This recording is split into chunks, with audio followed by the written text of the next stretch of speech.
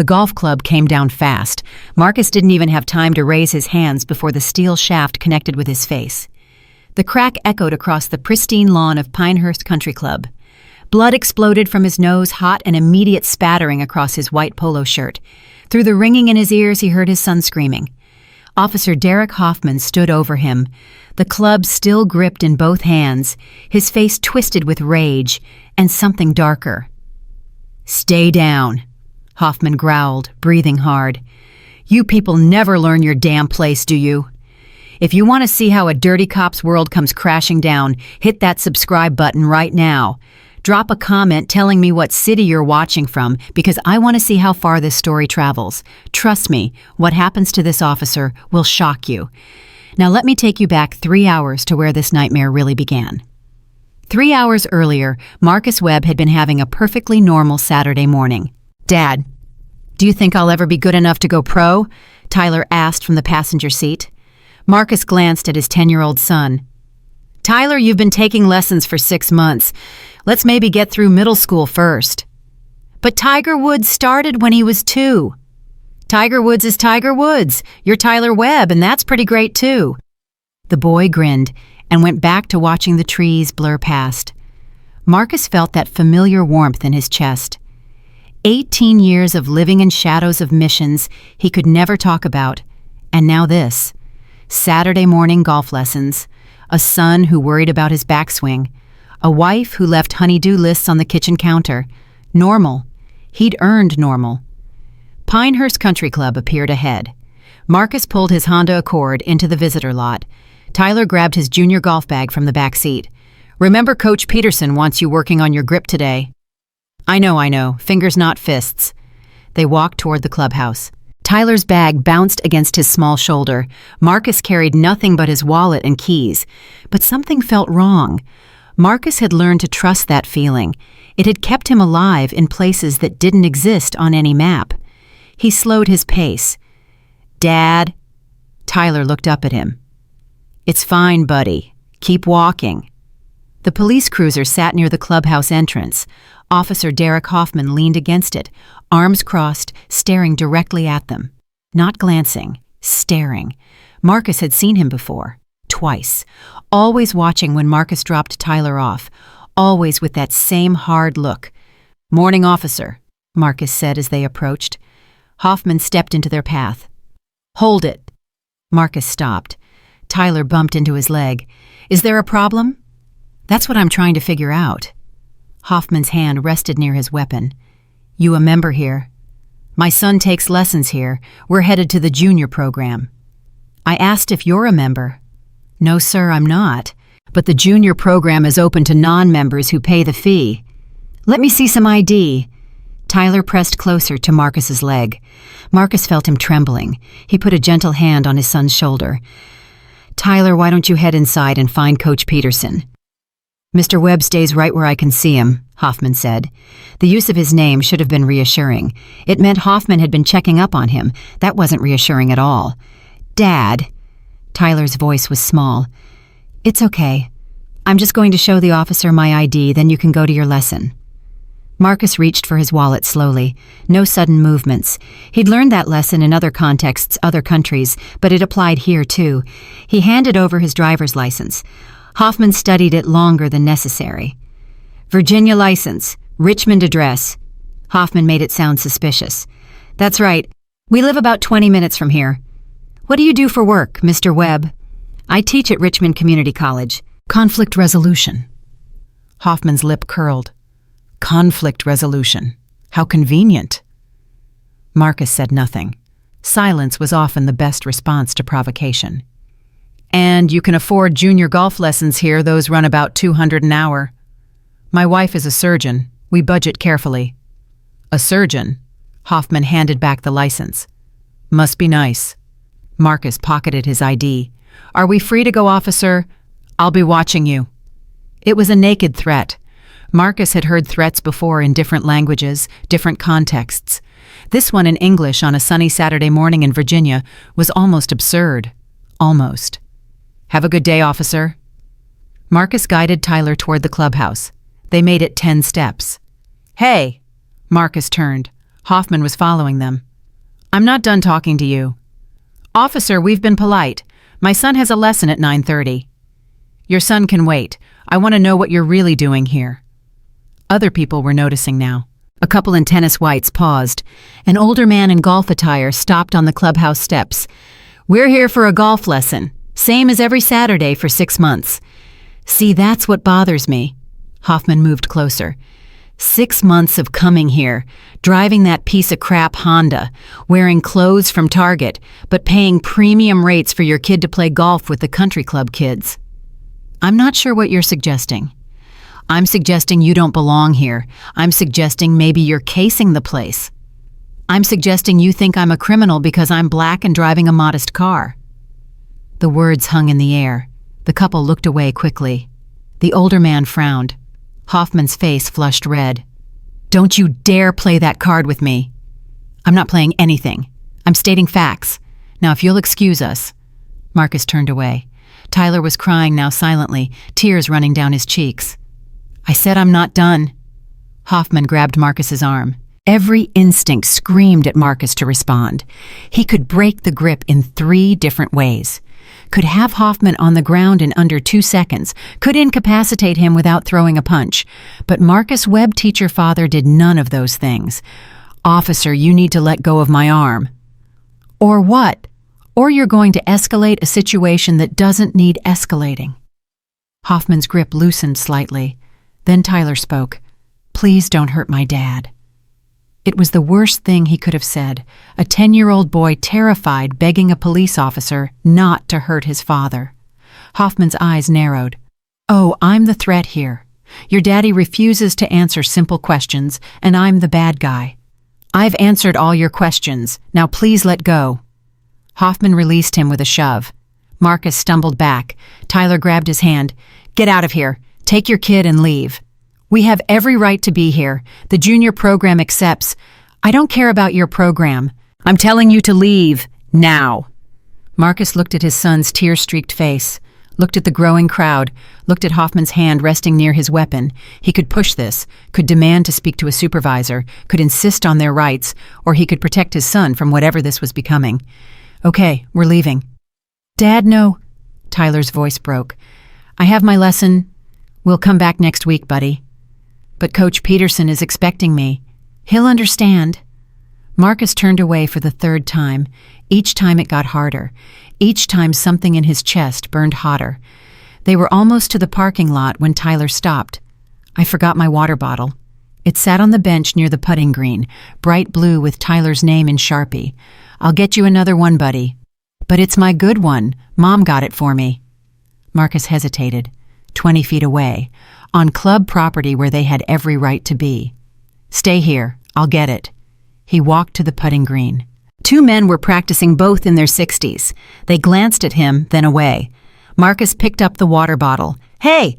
Hoffman was running toward him. "I told you to leave. I'm getting my son's water bottle. That's club property. It's a water bottle with my son's name on it." Marcus held it up. Tyler Webb was clearly visible in black Sharpie. Hoffman snatched it from his hand. "I'll decide if it's yours or not." "Officer, this is absurd." "What's absurd is you refusing to follow a direct order from a police officer." One of the men on the putting green cleared his throat. "Officer, I saw the boy leave that bottle there earlier." Hoffman whirled on him. "Did I ask you?" The man stepped back. "I'm just saying." "You're just staying out of it. That's what you're doing." The man looked at Marcus with something apologetic in his eyes, then turned back to his putting. Marcus took a slow breath. "May I please have my son's water bottle?" "No, it's evidence now. Evidence of what? Trespassing." This was insane. Marcus knew it. Everyone watching knew it. But insane didn't matter when someone had a badge and a gun and an audience. "I'm going to get that water bottle, then I'm going to leave with my son, and you can file whatever report you want." He reached past Hoffman. Hoffman shoved him hard. Marcus stumbled back, caught his balance. "Don't you touch me." Everyone saw that. He assaulted an officer. "I didn't touch you. You shoved me." "Liar. You people always lie." There it was, the thing lurking under every interaction. "You people." "Dad!" Tyler was running toward them. "Tyler, stay back." But the boy didn't listen. He ran past. Marcus grabbed his water bottle from the bench, turned to run back. Hoffman caught his arm. "Where do you think you're going?" "Let go of my son." Marcus's voice changed. Not louder, quieter, different. "Right now." Hoffman heard it. His posture shifted. For 1 second, he looked uncertain. Then he yanked Tyler closer. "Didn't raise him to listen to police, did you?" Tyler dropped the water bottle. It rolled across the putting green. Marcus moved forward. "I said let him go." "Or what? You'll assault me in front of witnesses." "I won't need to assault you. Just let my son go and we'll leave." "Not until I run a full background check. Full name, address, phone number, social security." "You already have my ID. You have everything you need." "I'll decide what I need." Tyler was crying harder now. Hoffman's grip looked painful. Marcus calculated distances, angles, response times. He could get Tyler free, but not without this escalating. "Please," Marcus said, hating how it felt to beg. "You're scaring him." "Maybe he should be scared. Maybe you both should learn some respect." Richard Ashford appeared, the club manager, silver-haired, expensive polo with the Pinehurst logo. "Officer Hoffman, is there a problem here?" "Sir, this man is trespassing and refused to leave when ordered." "Trespassing Mr. Webb's son is enrolled in our junior program." Hoffman faltered for just a second. "He was acting suspiciously." "He was getting his son's water bottle." Ashford's tone was diplomatic. "I think there's been a misunderstanding." "No misunderstanding. He assaulted me." "I did no such thing," Marcus said. "Are you calling me a liar?" "I'm stating facts." Hoffman's face went bright red. "You want facts. Fact you don't belong here. Fact you were confrontational from the start. Fact you put your hands on me when I tried to detain you." "That's not what happened," one of the putting green men said quietly. Hoffman spun on him. "You want to be arrested for interfering." The man went silent. Ashford cleared his throat. "Officer, perhaps we could all take a breath and perhaps you could let me do my job, Mr. Ashford." "Of course. I'm just suggesting, are you questioning my authority?" Ashford's diplomatic mask slipped. "I'm suggesting you're frightening a child over a water bottle." "A child who was trespassing. He's enrolled in our program." "Says who?" "You got paperwork, proof of payment." "It's all in our computer system. If you'd come inside, I'm not leaving the suspect unattended." "Suspect?" Marcus's voice was sharp. "Of what mess? Trespassing, assault on an officer, resisting arrest." "You haven't arrested me. You grabbed my 10-year-old son." "Let the boy go, officer," Ashford said firmly. "This has gone far enough." For a long moment, Hoffman didn't move. Tyler stood frozen in his grip. Then Hoffman released him. Tyler ran to Marcus, who pulled him close. "Get inside," Ashford told them quietly. "Both of you. I'll handle this." Marcus wanted to get Tyler somewhere safe, but years of training whispered in his ear, "Never leave a hostile situation at your back. Never assume de-escalation means safety." "We'll leave. That's what you wanted, right, officer? What I want is for you to answer for assaulting me." "I didn't assault you. Multiple people saw that. My word against yours, and I'm a police officer." Hoffman smiled. It wasn't pleasant. "Who do you think they'll believe?" Marcus understood then. This wasn't about the water bottle. This was about power. About someone who wore a badge like armor and used it to feel big by making others feel small. He'd dealt with worse. Warlords in Afghanistan, cartel bosses in Colombia, terrorists wrapped in ideology. Hoffman was small time, a bully with a badge. But Marcus couldn't do to Hoffman what he'd done to those others. Couldn't disappear him. Couldn't call in a team. Couldn't defend himself the way he'd been trained. Because Marcus Webb was just a teacher, a father, a man trying to give his son a normal Saturday morning. "We're leaving. Right now." He took Tyler's hand and turned away. Hoffman let them walk. 5 steps. 10. Almost to the parking lot. Tyler pulled free. "My water bottle!" He ran back before Marcus could stop him, ran to where it had rolled on the putting green, bent down to pick it up. Hoffman lost it. "I told you to leave." He stormed toward Tyler. "That's club property evidence. It has my name on it." Tyler clutched it to his chest. Marcus was already moving. "Tyler, leave it. We'll get another one." But Tyler was 10 and scared and crying. The water bottle had his name on it. His mom had given it to him. None of this made sense. He didn't let go. Hoffman reached for him. Tyler jerked back. The movement made Hoffman stumble slightly. "He pushed me. You all saw that. The kid assaulted me. He's 10 years old. Marcus got between them. You're a grown man. He's a child. Move aside. That boy is under arrest." For what? Picking up his own water bottle. For assault on a police officer. The world went very still. Marcus had been in firefights, had defused bombs, had talked down men with suicide vests. He knew how to stay calm when calm meant life or death. But watching Hoffman reach for his son, watching Tyler's terrified face, Marcus felt something crack inside him. "You're not touching my son. Sir, step aside or you'll be arrested too." On what charge? Protecting a child from a man who's lost his mind. Resisting arrest, obstruction, and if you don't move right now, assault. Marcus didn't move. Hoffman reached past him for Tyler. Marcus blocked his arm. Not aggressively, just enough to prevent contact. "Don't touch him. Last warning. He's a child, with his own property, enrolled in a program here. You have no cause. I have cause because I say I have cause." The Pudding Green men had phones up now recording. Good. Let them record. Let everyone see what this was. Ashford was on his phone calling someone. Security maybe. Lawyers. Hoffman grabbed Marcus's shoulder, spun him around. "You're under arrest." "For what?" "Everything, all of it." Hoffman went for his handcuffs. Marcus could have stopped him easily, could have twisted away, locked Hoffman's arm, put him on the ground. But he didn't, because he was trying to de-escalate, because he was thinking about his son, because he believed reason would prevail. That was his mistake. Hoffman got one cuff on Marcus's right wrist. Marcus didn't resist, just stood there, hands loose, non-threatening. Tyler was sobbing behind him. "Dad, it's okay, buddy. This is a misunderstanding. Mr. Ashford will explain." Hoffman yanked Marcus's arm, hard. Marcus's shoulder joint screamed. "Stop!" Tyler grabbed his father's other arm. "You're hurting him! Get back, kid!" Hoffman shoved Tyler, not gently. The boy fell on his back, breath knocked out of him. That's when training overrode everything. Marcus pulled his wrist free of the single cuff and stepped between Hoffman and his son.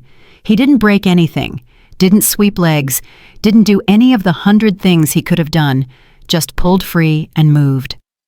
"Don't touch him." Hoffman saw something in Marcus's face then, something that made him step back, something that reminded him there were men who'd been places and done things that left marks deeper than scars. "You're assaulting an officer," Hoffman shouted, voice higher now, uncertain. "I pulled my hand away. That's not assault. You broke free of my restraints. You had one cuff on. That's not restraints." Marcus knelt next to Tyler, helped him sit up. The boy was gasping, trying to catch his breath. Marcus checked him quickly. No injuries, just shock. "Can you breathe?" Tyler nodded, wheezing. "Good. Stay down for a second. You're okay." When Marcus stood, Hoffman had his hand on his weapon. Everything froze. "Don't," Ashford said sharply. "Officer, whatever you think is happening, drawing your weapon is not—" "He assaulted me. He's resisting arrest. He's standing there with his hands visible," Ashford said, "with witnesses recording, with his 10-year-old son crying on the ground." Hoffman's hand stayed on his weapon, not drawing, not yet, but making the threat clear. Marcus raised his hand slowly. "I'm not resisting anything. I'll come peacefully. Just let my son go home with Mr. Ashford." "Your son is under arrest too." "He's 10 years old. Old enough to assault an officer." "He didn't." Marcus stopped, breathed. "Fine. Arrest me. But call Child Protective Services for him. Don't take him in cuffs. He's a child." "He's a criminal." One of the Pudding Green men stepped forward, older, distinguished, expensive golf wear. "Officer, my name is Robert Chen. I'm a federal judge. I've witnessed this entire interaction. Nothing that child did constitutes assault. Nothing, Mr. Webb did justifies use of force. And if you draw that weapon, I will personally ensure every second of this is reviewed by Internal Affairs." Hoffman's hand dropped from his weapon, but his face showed pure rage. "This isn't over." Marcus said nothing, just kept his hands up, kept himself between Hoffman and Tyler. Ashford was talking rapidly into his phone. "Yes, Pinehurst Country Club. We need a supervisor. There's a situation with one of your officers." Hoffman heard it, went rigid. "You're calling my supervisor." "I'm calling whoever needs to be called to end this before someone gets seriously hurt. The only ones getting hurt are these two if they don't cooperate." "They are cooperating," Judge Chen said. "Mr. Webb has his hands up. The child is on the ground. What more do you want?" Hoffman didn't answer, just stood there breathing hard, hand near his weapon. Tyler coughed, trying to stand. Marcus glanced back. "Stay down, buddy." "I want to go home." "We will. Soon." "Promise?" Marcus couldn't promise that, but he said it anyway. "I promise."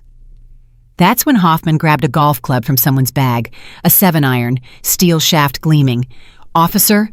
Ashford's voice went sharp. "Put that down. He's resisting arrest. He has his hands up." Marcus saw it coming, saw Hoffman's weight shift, saw the club start to move, had time to turn his face slightly so the impact wouldn't kill him. The steel shaft hit his nose with a sound like a branch snapping. Pain exploded white and hot. Marcus stumbled back, hands going to his face. Blood poured between his fingers, hot and copper-tasting where it ran into his mouth. Tyler screamed. Hoffman stood there, golf club raised, breathing hard. "He tried to grab me." "He didn't move," Judge Chen was shouting into his phone. "Officer assaulted someone, Pinehurst Country Club. Now!" Marcus dropped to his knees. Blood ran down his shirt, pooled on the grass. Dad! Tyler was beside him, hands fluttering. "Someone help him!" Ashford ran toward them. Other people were moving now. Hoffman dropped the golf club, looked at his hands like he wasn't sure what they'd done. Then training kicked in. Not the training that dealt with threats, the training that dealt with covering your ass. "He tried to attack me. You all saw it. He went for my weapon." "Bullshit." Judge Chen had his phone up. "I recorded the whole thing. You attacked an unarmed, compliant man. He was resisting arrest. He was standing still with his hands up." Marcus tried to focus, tried to breathe through his mouth because his nose was shattered, tried to think through pain and shock. He'd survived 18 years of covert operations, had scars hidden under his clothes, bullet wounds, knife wounds, burns from explosives.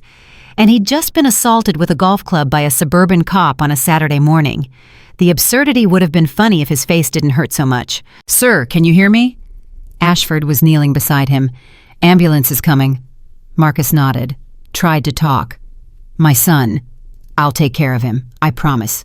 Don't let them. Tyler's not going anywhere except with me, I promise." Sirens in the distance. Multiple vehicles. Hoffman was pacing, still shouting.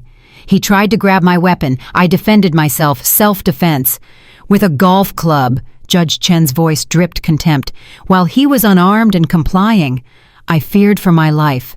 From a man standing still and a 10-year-old child." Marcus closed his eyes. Tyler's hand found his small and warm and shaking. "Dad, you're bleeding so much." "Head wounds bleed a lot," Marcus managed. His voice sounded wrong. "Looks worse than it is." It was a lie. His nose was shattered. He could feel bone fragments moving. But Tyler didn't need to know that. The sirens were close now. Marcus opened his eyes and thought about Protocol 7. He'd never expected to use it. Protocol 7 was the emergency extraction, the one that blew his cover completely, the one that ended his embedded civilian life and brought his real identity crashing into the light. But Hoffman had just assaulted a federal agent in front of witnesses, had attacked him with a weapon, had done it to cover up illegal actions, and Marcus had it on camera. Judge Chen had it. The Putting Green men had it. Half the country club probably had it by now. Protocol 7. Time to stop being Marcus Webb teacher. Time to remind everyone who he really was. He felt for his phone with bloody fingers. Tyler tried to help. Dad, don't move. Need to make a call, buddy. The ambulance is coming. I know, still need to call. He got the phone out. His regular phone had 2 systems, one for civilians, one for the job. He accessed the second one, scrolled to a number with no name, hit dial. 1 ring, 2. A voice answered. Crisp, professional. Go ahead. Marcus took a breath, tasted blood. He spoke quietly, just loud enough for the phone. Yeah, it's me. Kitchen's flooded. Need a plumber at my address. Silence on the other end. Then, confirming address. The country club. You know the one. Understood. How bad? Broken nose. Son present. Multiple witnesses. Everything's on video. Another pause. Do you need our people? Marcus thought about it. Their people meant disappearing into a facility that didn't exist, getting treatment from doctors with no names. His family relocated within 24 hours. Tyler was right here, watching, terrified. Negative. Regular hospital, but I need the full package. Acknowledged. Full package will meet you there. ETA 15 minutes. Copy. Sorry it came to this. Yeah, me too. Marcus ended the call as 3 police cars roared into the parking lot, followed by an ambulance. Officers poured out hands on weapons looking for the threat. Hoffman was already talking, gesturing, spinning his story. Marcus stayed on his knees, hands visible, even though one was covered in blood. Tyler pressed against his side. Sir, are you injured?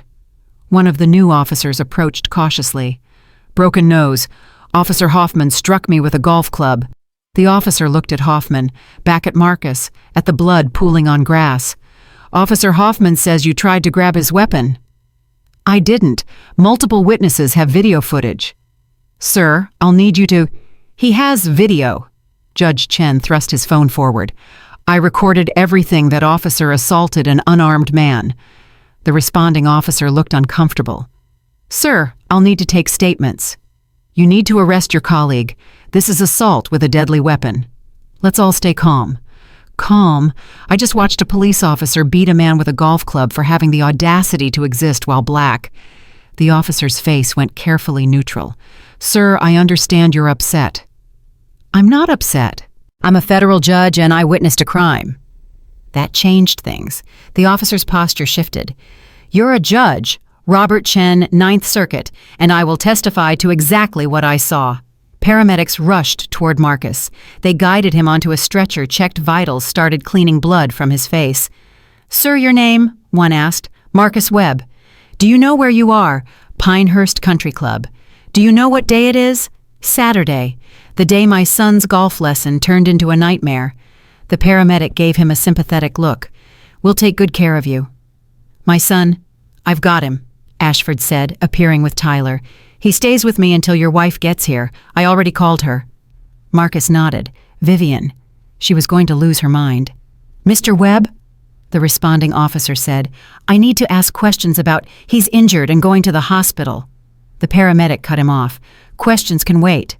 But Officer Hoffman says, I don't care what he says. My patient needs medical attention.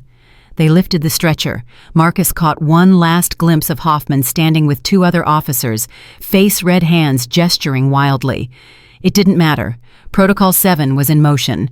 By the time Marcus got out of the hospital, Hoffman's world would be crashing down. But first, the ambulance, the hospital, the questions. The police report framing him as the aggressor. Let them. Let Hoffman dig deeper. Marcus had been patient for 18 years. He could be patient a few more hours. Tyler's face appeared above him as they loaded the stretcher. Dad, I'm scared. I know, buddy, but it's going to be okay. Promise. Marcus thought about the team en route, the lawyers, the federal investigation that would tear through Hoffman's career, the video evidence making lying impossible. I promise. Everything's going to be okay. The ambulance doors closed. The siren started. Marcus Webb, teacher of conflict resolution, closed his eyes, and Marcus Webb, federal agent, started planning. In his pocket, his phone vibrated. A text from an unknown number. Package deployed. Hoffman's phone records being pulled now. His body cam footage recovered. 3 prior complaints found. FBI taking lead. Sit tight." Marcus smiled despite the pain. Hoffman had made his last mistake. The ambulance raced toward the hospital, siren wailing, and Marcus held his son's water bottle in his bloody hand. Tyler's name was still visible in black Sharpie. Some things were worth fighting for, even when the fight cost you everything. The emergency room smelled like antiseptic and bad coffee. Marcus sat on the exam table while a young resident named Dr. Patel examined his nose with careful fingers. "This is going to hurt," Dr. Patel warned. "It already hurts." "Fair point." The doctor pressed gently along the bridge. Marcus's vision went white for a second. "Definitely broken. Multiple fractures, actually. You're going to need surgery to reset it properly." "How soon?" "Tomorrow morning if we can schedule it. Tonight we'll just stabilize it, get the bleeding stopped, run some scans to make sure there's no other damage." Marcus nodded. Each movement sent fresh waves of pain through his face. "My son, is he still here?" The club manager took him to the family waiting room. "Your wife is on her way." That was going to be a conversation.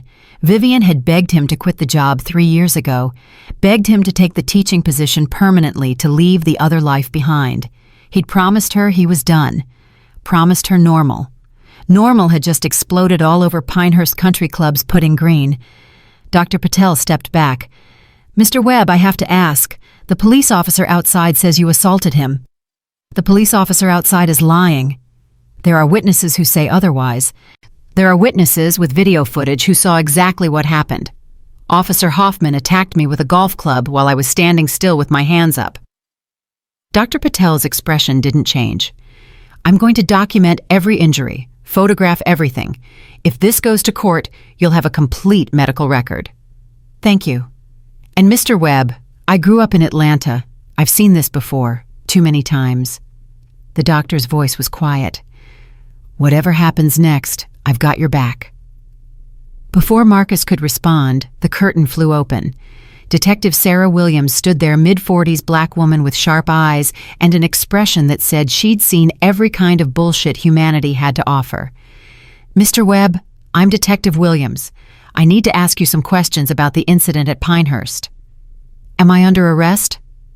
"Should you be?" "Officer Hoffman seems to think so." Williams pulled up a chair. "Officer Hoffman says a lot of things. I'm more interested in what you say." Dr. Patel cleared his throat. "Detective, my patient needs treatment. This won't take long." Williams pulled out a notebook. "Mr. Webb, walk me through what happened, start to finish." Marcus did. Kept it factual, kept it simple. Williams took notes, her pen moving steadily across the page. "So let me get this straight," Williams said when he finished. "You were there for your son's golf lesson. Officer Hoffman stopped you, questioned you, ordered you to leave. You complied. Then your son went back for his water bottle, and Hoffman escalated." "That's correct."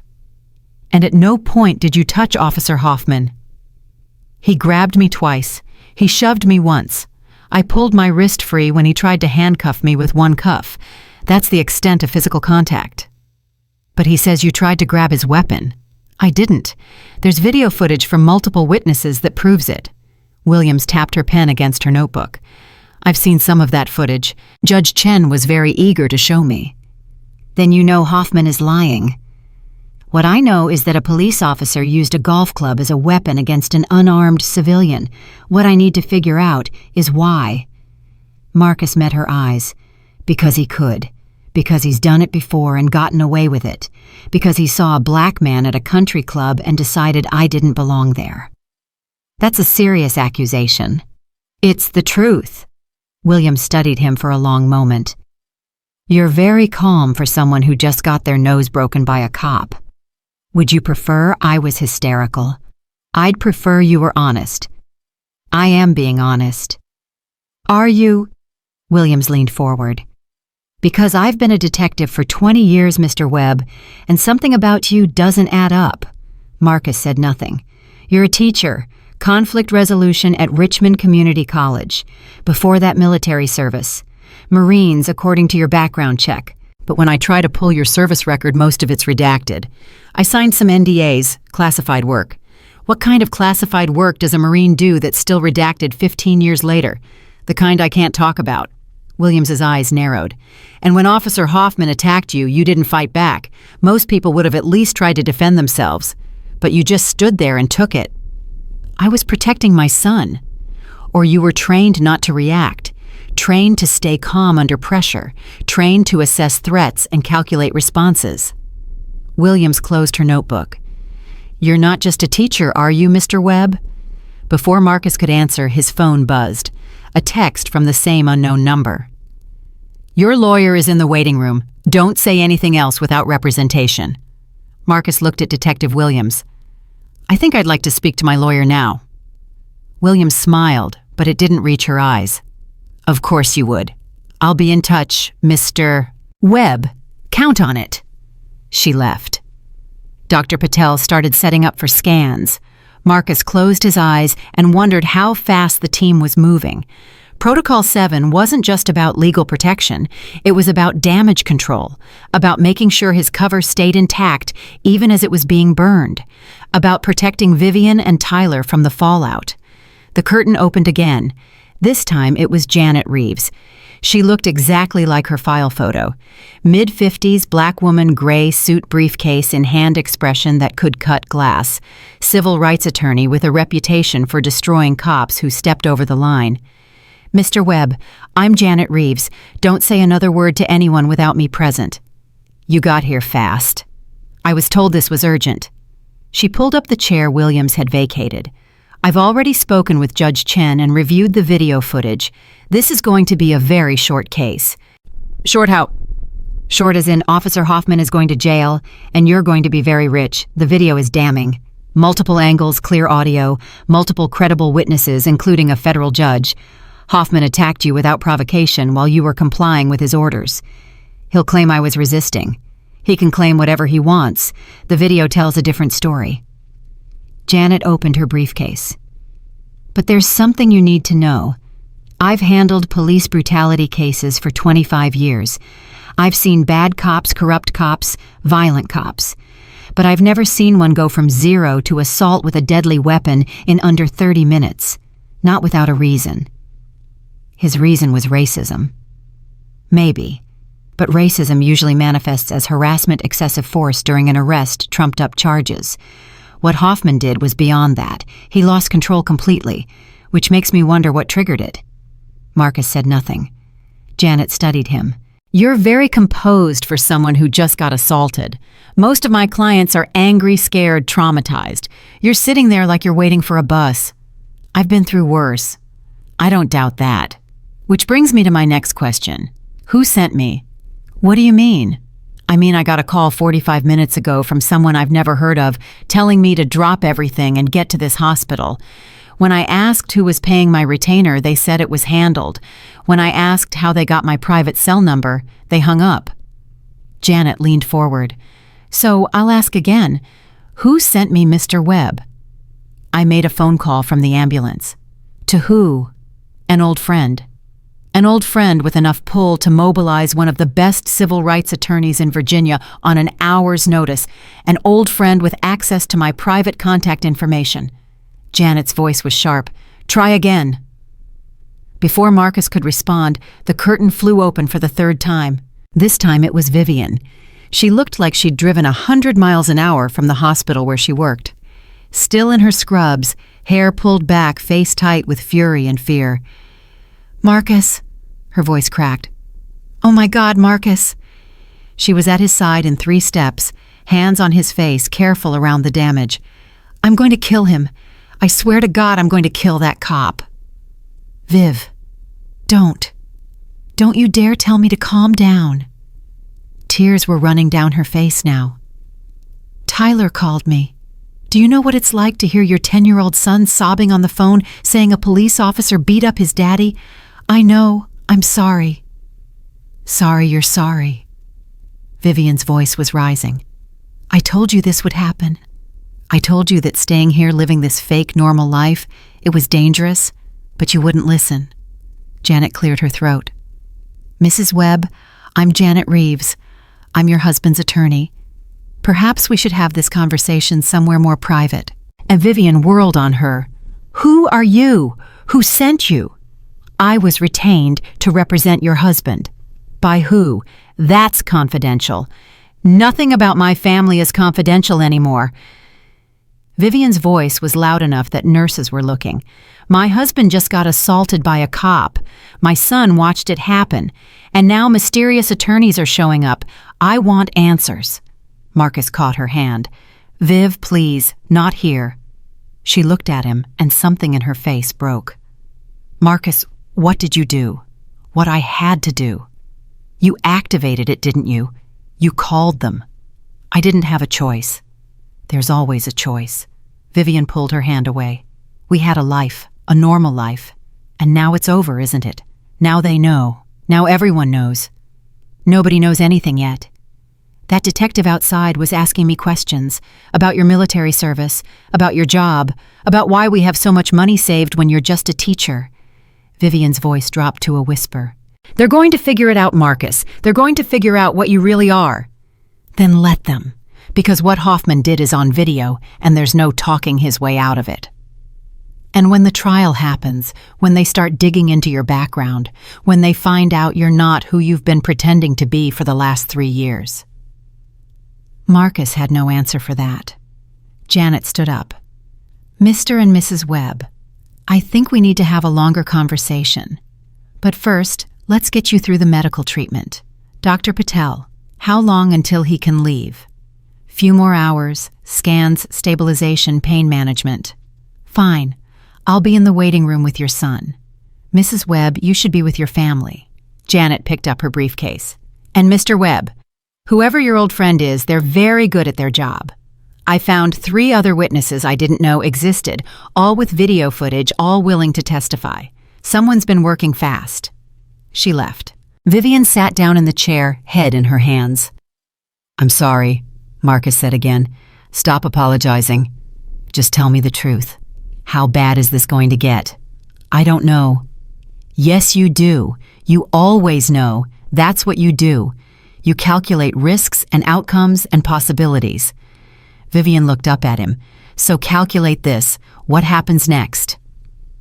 Marcus thought about Hoffman's face when the golf club came down, thought about the rage and the fear and the desperate need to maintain control, thought about Detective Williams's questions and Janet's mysterious phone call and the text message about Hoffman's phone records being pulled. What happens next is Hoffman goes down, his career, his reputation, everything. The video footage is too clear. The witnesses are too credible. He's done. And us I don't know yet. That's not good enough, Marcus. I need to know if our life here is over, if we need to run, if Tyler needs to change schools, and I need to quit my job, and we need to disappear into whatever witness protection program you people have. We're not running. Then what are we doing?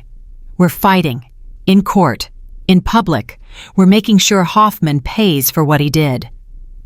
And when they start asking questions you can't answer, when they want to know why your service record is classified, when they figure out you're not really a teacher. I am really a teacher. I've been teaching for 3 years. You know what I mean. Marcus did know, because the truth was complicated. Yes, he taught at Richmond Community College. Yes, he had a real office and real students and real lesson plans. But he also had another phone and another identity and another job that involved things he could never tell Vivian about. Had another job. Past tense. Because Protocol 7 meant that job was over now. His cover was burned. His embedded civilian life was compromised. The second he'd made that phone call, he'd ended his career as a covert operative. The curtain opened again. This time it was Tyler. He was holding Mr. Ashford's hand, face still, tear-streaked, eyes red. When he saw Marcus, he burst into fresh sobs and ran to the exam table. "Dad!" Marcus pulled him close with his free arm. "Hey, buddy, I'm okay." "You're not okay. Your face is all messed up. It looks worse than it is." "That's what you said before. And then there was so much blood." Tyler was shaking. "That police officer hurt you. He hit you with the golf club and you fell down, and there was blood everywhere." Vivian moved to Tyler's other side, put her arms around both of them. "Tyler, "Sweetheart, Dad's going to be fine. The doctors are taking good care of him." "But what if that police officer comes back? What if he tries to hurt Dad again?" "He won't," Marcus said firmly. "I promise." "You can't promise that he's a police officer. Police officers can do whatever they want." The words hung in the air. Tyler was 10 years old, and he'd just learned that lesson the hard way. That badges didn't mean safety, that authority could be abused, that his father couldn't protect him from everything. Marcus met Vivian's eyes over Tyler's head. She looked devastated. "Tyler," Marcus said carefully, "what happened today was wrong. Officer Hoffman did something very bad. But not all police officers are like him. Most of them are good people trying to help." "Then why didn't the other police officers stop him?" It was a fair question, one Marcus didn't have a good answer for. Because sometimes people freeze when bad things happen. Sometimes they don't know what to do. But there were other people there who did help. Judge Chen helped. Mr. Ashford helped. They called for backup and they recorded what happened, and now Officer Hoffman is going to face consequences. What kind of consequences? Legal ones. He's going to lose his job. He might go to jail. Good. Tyler's voice was fierce. He should go to jail forever. Mr. Ashford appeared in the doorway. "I'm sorry to interrupt, but there are more police outside. They're saying they need to take statements." "They already took my statement," Marcus said. "They want Tyler's statement too." Vivian went rigid. "Absolutely not. He's 10 years old. He's traumatized. They're not questioning him without a lawyer present." "I told them that. They said it's standard procedure." "I don't care what's standard. My son is not talking to any cops right now." Janet appeared behind Ashford. "They can't question a minor without parental consent. Tell them to submit their questions in writing, and we'll provide written responses within 72 hours. One of the officers in the hallway spoke up. "Ma'am, we're just trying to get an accurate account of—" "You have an accurate account. You have video footage from multiple angles. You have a statement from a federal judge. You have medical documentation. What you don't need is to traumatize a child further by making him relive the worst moment of his life." Janet's voice could have cut steel. "So unless you have a warrant, I suggest you leave." The officer looked uncomfortable. "We're going to need to take Mr. Webb into custody." Everyone froze. "On what charge?" Janet demanded. "Assault on a police officer, resisting arrest." "You have got to be kidding me." "Those are the charges Officer Hoffman filed." "Officer Hoffman attacked my client with a deadly weapon. There's video evidence. That's for the courts to decide. Right now, we have probable cause to arrest based on an officer's sworn statement." Marcus felt Vivian's hand tighten on his shoulder. Tyler was crying again. Janet stepped forward.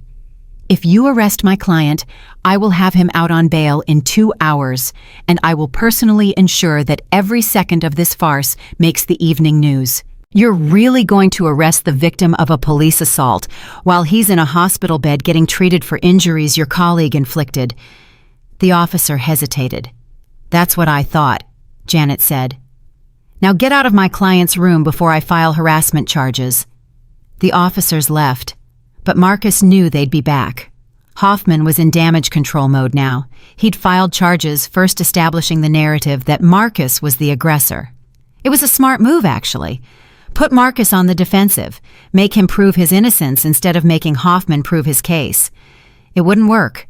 The video evidence was too clear, but it would buy Hoffman time. Time to get his story straight, time to find witnesses who'd back him up, time to lawyer up himself. Dr. Patel returned with the scan results. "Good news. No fractures beyond the nose, no internal bleeding, no concussion. You're lucky." "I don't feel lucky," Marcus said. "You're alive. Trust me, you're lucky, doctor." Patel started setting up pain medication. "I'm going to keep you overnight for observation. Surgery tomorrow morning to reset the nose. You should be able to go home tomorrow afternoon." "I need to leave tonight." "Not happening. You need medical supervision." "Doctor." "Mr. Webb, you have multiple nasal fractures, significant soft tissue damage, and you're at risk for complications. You're staying." Dr. Patel's tone left no room for argument. Vivian squeezed his shoulder. "He's right, Marcus. You need to rest." I can rest at home. No, you can't, because the second we get home, you're going to start planning, start scheming, start doing whatever it is you do when you're in mission mode. Vivian's voice softened. Stay here. Let the doctors take care of you. Let me take Tyler home and get him settled. We'll come back in the morning. Marcus wanted to argue, wanted to be home in his own space with his family where he could protect them. But Vivian was right. His face felt like it was on fire. His head was pounding. He could barely think straight. Okay, he said finally. Tomorrow morning. Vivian kissed his forehead, careful of the damage. Tyler hugged him one more time hard. I love you, Dad. I love you too, buddy. Get some sleep tonight, okay? Will you be okay here by yourself? Marcus thought about the team that was already mobilizing, the lawyers and investigators and analysts who were probably tearing through Hoffman's life right now, the federal agents who would arrive soon to take his official statement. He wouldn't be by himself at all. I'll be fine. Go home with Mom. They left. Janet promised to be back in the morning with an update. Mr. Ashford apologized about 6 more times before finally leaving too. Then it was just Marcus and Dr. Patel in the sterile quiet of the hospital room. Dr. Patel finished setting up the IV. You've got morphine for the pain. Try to sleep. I'll check on you in a few hours. Thank you. Mr. Webb. What happened today wasn't right. I hope they throw the book at that cop. They will. Dr. Patel left. Marcus lay back against the pillows and closed his eyes. His phone buzzed. Another text from the unknown number. Hoffman's being interviewed by Internal Affairs right now. 3 prior excessive force complaints found in his file, all suppressed by his union. 2 witnesses from those incidents willing to testify. His body cam footage from today shows him turning it off deliberately before the assault. His phone shows deleted text messages to other officers about you. We're building a case that will end him. Rest tonight. Tomorrow, we go public. Marcus read the message twice, then deleted it. Tomorrow they'd go public. Tomorrow the video footage would hit the news. Tomorrow Hoffman's career would start its very public death spiral. But tonight, Marcus could finally let himself feel it. The pain in his face, the rage in his chest, the fear for his son who'd watched his father get beaten by someone who was supposed to protect them. Tonight alone in the dark hospital room, Marcus let himself cry. Not because of the pain, not because of the fear, but because his son had asked if police officers could do whatever they want. And Marcus hadn't been able to tell him he was wrong. Somewhere across town, Officer Derek Hoffman was probably sleeping soundly confident in his union protection and his badge and his belief that he'd covered his tracks well enough. He had no idea what was coming. Marcus smiled despite the pain. Tomorrow, Hoffman was going to learn that some people shouldn't be underestimated. Some people had friends in very high places. And some people had been patient for 18 years, waiting for the right moment to remind the world who they really were. That moment had finally arrived. Marcus woke to voices outside his hospital room. Low, urgent professional. He checked his phone. 3 in the morning. The morphine had worn off enough that his face throbbed with every heartbeat. The door opened quietly. A man in a dark suit stepped in, followed by a woman in similar attire. They moved like operators. Marcus recognized the walk. Agent Webb?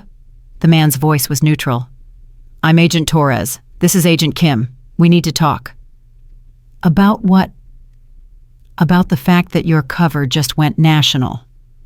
Torres pulled up a chair. Someone leaked the video footage to the media. It's been online for 2 hours, 30 million views and counting. Marcus sat up too fast. Pain exploded through his face. Who leaked it? We don't know yet. Could be one of the witnesses. Could be someone at the club. Could be a cop who wanted to get ahead of the story. Kim was on her phone scrolling. Either way, you're trending on every social media platform. The video shows everything. Hoffman attacking you while you're compliant. Your son on the ground, the blood, all of it. Let me see. Kim handed him her phone. The video was crystal clear. Judge Chen had captured it from the perfect angle. Marcus watched himself get hit with the golf club. Watched himself drop to his knees. watched blood pour from his face while Tyler screamed in the background. The comments section was exploding, thousands of them, most expressing outrage, some defending Hoffman, all of them spreading like wildfire. "This is bad," Marcus said. "Bad for Hoffman," Torres corrected. "Good for the case. Public pressure means the department can't bury this.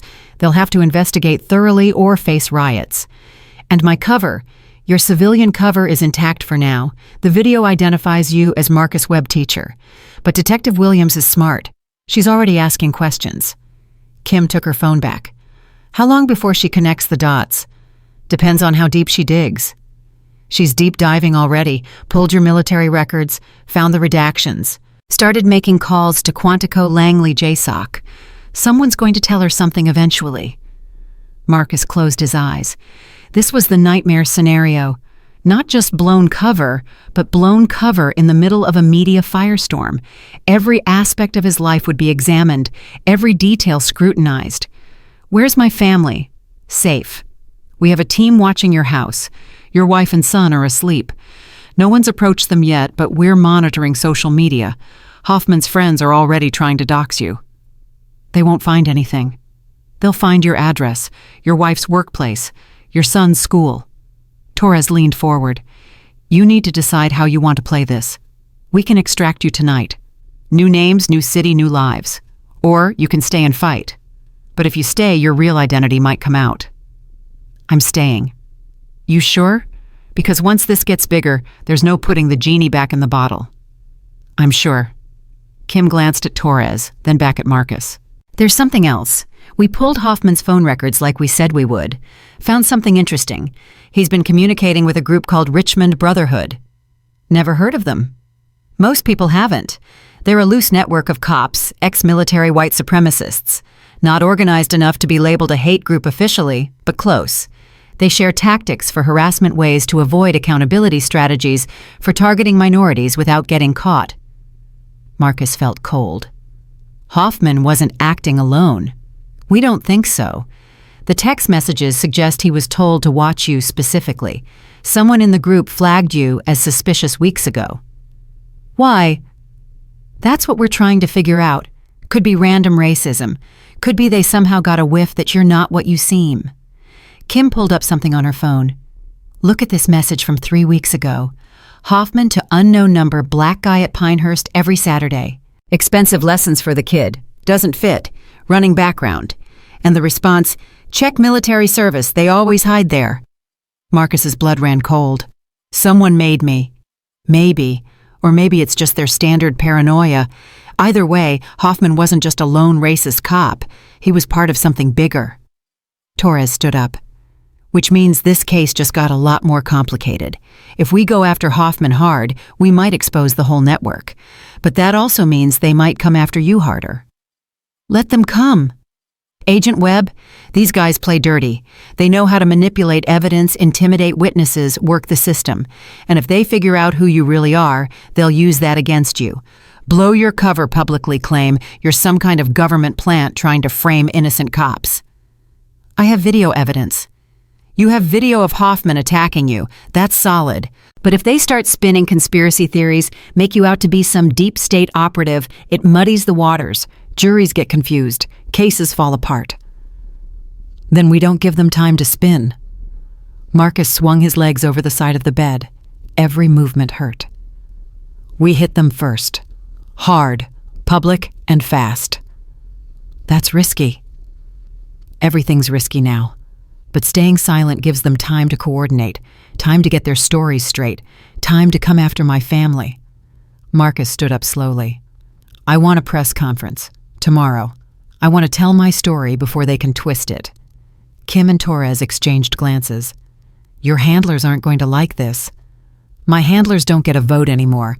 I activated Protocol 7. That means I'm making the calls now." Protocol 7 activates extraction and legal support. It doesn't give you operational authority. Then court-martial me later. Right now, set up the press conference. Torres shook his head. "You're going to regret this." "I already regret it. I regret that my son had to watch his father get beaten. I regret that my wife's life got turned upside down. I regret that I ever thought I could have a normal life." Marcus met Torres's eyes.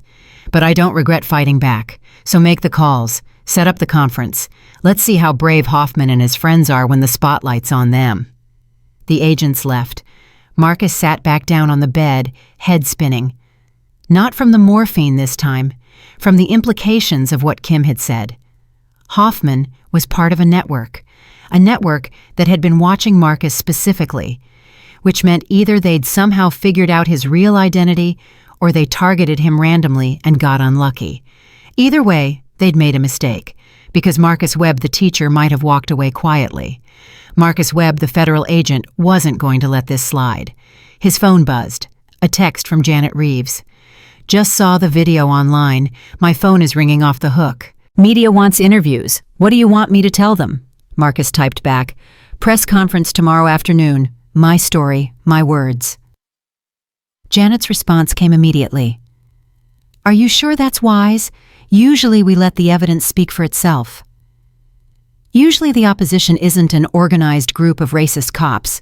We need to control the narrative. "Your call, but I'm advising against it on the record. Anything you say publicly can be used against you in court." "Noted. Set it up anyway." Marcus put the phone down and closed his eyes. His face hurt. His head hurt. His entire body felt like one giant bruise, but his mind was clear. For the first time in 3 years, he wasn't pretending to be someone else, wasn't carefully moderating his words and actions to maintain his cover, wasn't living a lie. The irony was brutal. It took getting assaulted by a racist cop to finally be honest about who he was. The door opened again. This time it was Detective Williams. "Mr. Webb, burning the midnight oil." "Can't sleep. Funny what getting hit in the face with a golf club does to your circadian rhythm." Williams pulled up a chair uninvited. "I've been watching the video, over and over, and I keep coming back to the same question. Which is, why didn't you fight back?" Williams leaned forward. "You're a big guy, fit, military trained. Hoffman's 5'10", maybe 170, soaking wet. You could have taken him easily, but you just stood there and let him hit you." "I was protecting my son. That's what you keep saying. But I've seen a lot of victims of police violence, Mr. Webb. They all have one thing in common. They fight back on instinct, self-preservation. But you didn't. You calculated. Even with a golf club coming at your face, you calculated the best response. That's not normal civilian behavior." "Maybe I'm not a normal civilian. That's what I'm thinking." Williams pulled out her notebook. "I made some calls tonight. Talked to some people at the Pentagon. Mentioned your name. You know what happened? I'm sure you're about to tell me." They shut down, completely. Wouldn't confirm or deny anything. Wouldn't even acknowledge you exist. That kind of stonewalling that only happens with intelligence assets. Marcus said nothing. "So I called a friend at the FBI. She said the same thing. Your name is flagged in their system. Anyone who runs a background check on you gets a call within an hour asking why they're looking." Williams closed her notebook. "You're protected, Mr. Webb. Heavily protected. Which means you're not just some teacher who got unlucky with a racist cop." "I am a teacher. I have a classroom students' lesson plans. I don't doubt that. But what else are you?" "Someone who's very tired and in a lot of pain and would like to sleep before surgery tomorrow." Williams stood up. "Fair enough.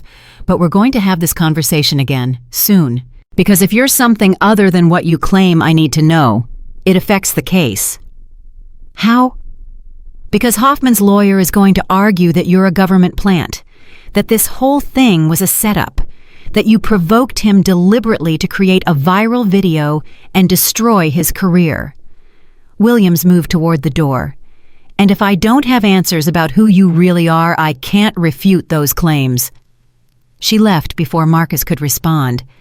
This was getting worse by the hour. Hoffman's people were already building their defense. Government plant, deep state conspiracy. Marcus as the villain pretending to be the victim. It was smart. Muddy the waters enough and reasonable doubt crept in. Never mind the video evidence. Never mind the witnesses. If they could make Marcus look suspicious, they could save Hoffman. His phone buzzed again. Unknown number. Different from the team's usual contact. "Agent Webb, this is Director Chen. We need to talk about your press conference tomorrow." Marcus sat up straighter. Director James Chen. His actual boss. the man who ran his entire division. "Sir?" "Don't sir me. What the hell are you thinking, a public press conference? Do you have any idea what that exposes?" "With respect, sir, I'm already exposed. The video is public. My face is everywhere. Hoffman's people are digging into my background. Staying silent just gives them ammunition. Staying silent protects operational security. Going public risks, compromising active operations, other agents in the field, intelligence sources and methods. I'm not going to reveal classified information. I'm just going to tell my story. Your story includes 18 years of classified service. How exactly do you plan to explain the gaps in your resume? The redacted military records. The fact that you're supposedly a teacher but have enough money saved to afford country club golf lessons. I'll say I signed NDAs and can't discuss my past work. People understand classified. People understand classified until they don't, and then they start asking questions. And before you know it, some blogger is connecting dots and putting pieces together, and suddenly our entire network is compromised. Chen's voice was hard. "Stand down, Agent Webb. That's an order." "I can't, sir." "You can't, or you won't. Both. My son watched me get beaten. My wife's life is turned upside down. Hoffman's people are targeting my family. I'm not going to sit quietly and let them control the narrative." "Then you're officially on administrative leave pending investigation. Your security clearance is suspended. Your access to classified systems is revoked. And if you do that press conference, you're done. Finished. You'll never work for this agency again." Marcus closed his eyes. 18 years.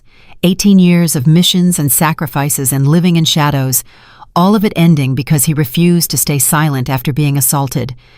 "I understand, sir." "Do you? Because I don't think you do. You're throwing away your career over pride." "It's not pride, it's principle. Principle doesn't pay your mortgage, Agent Webb.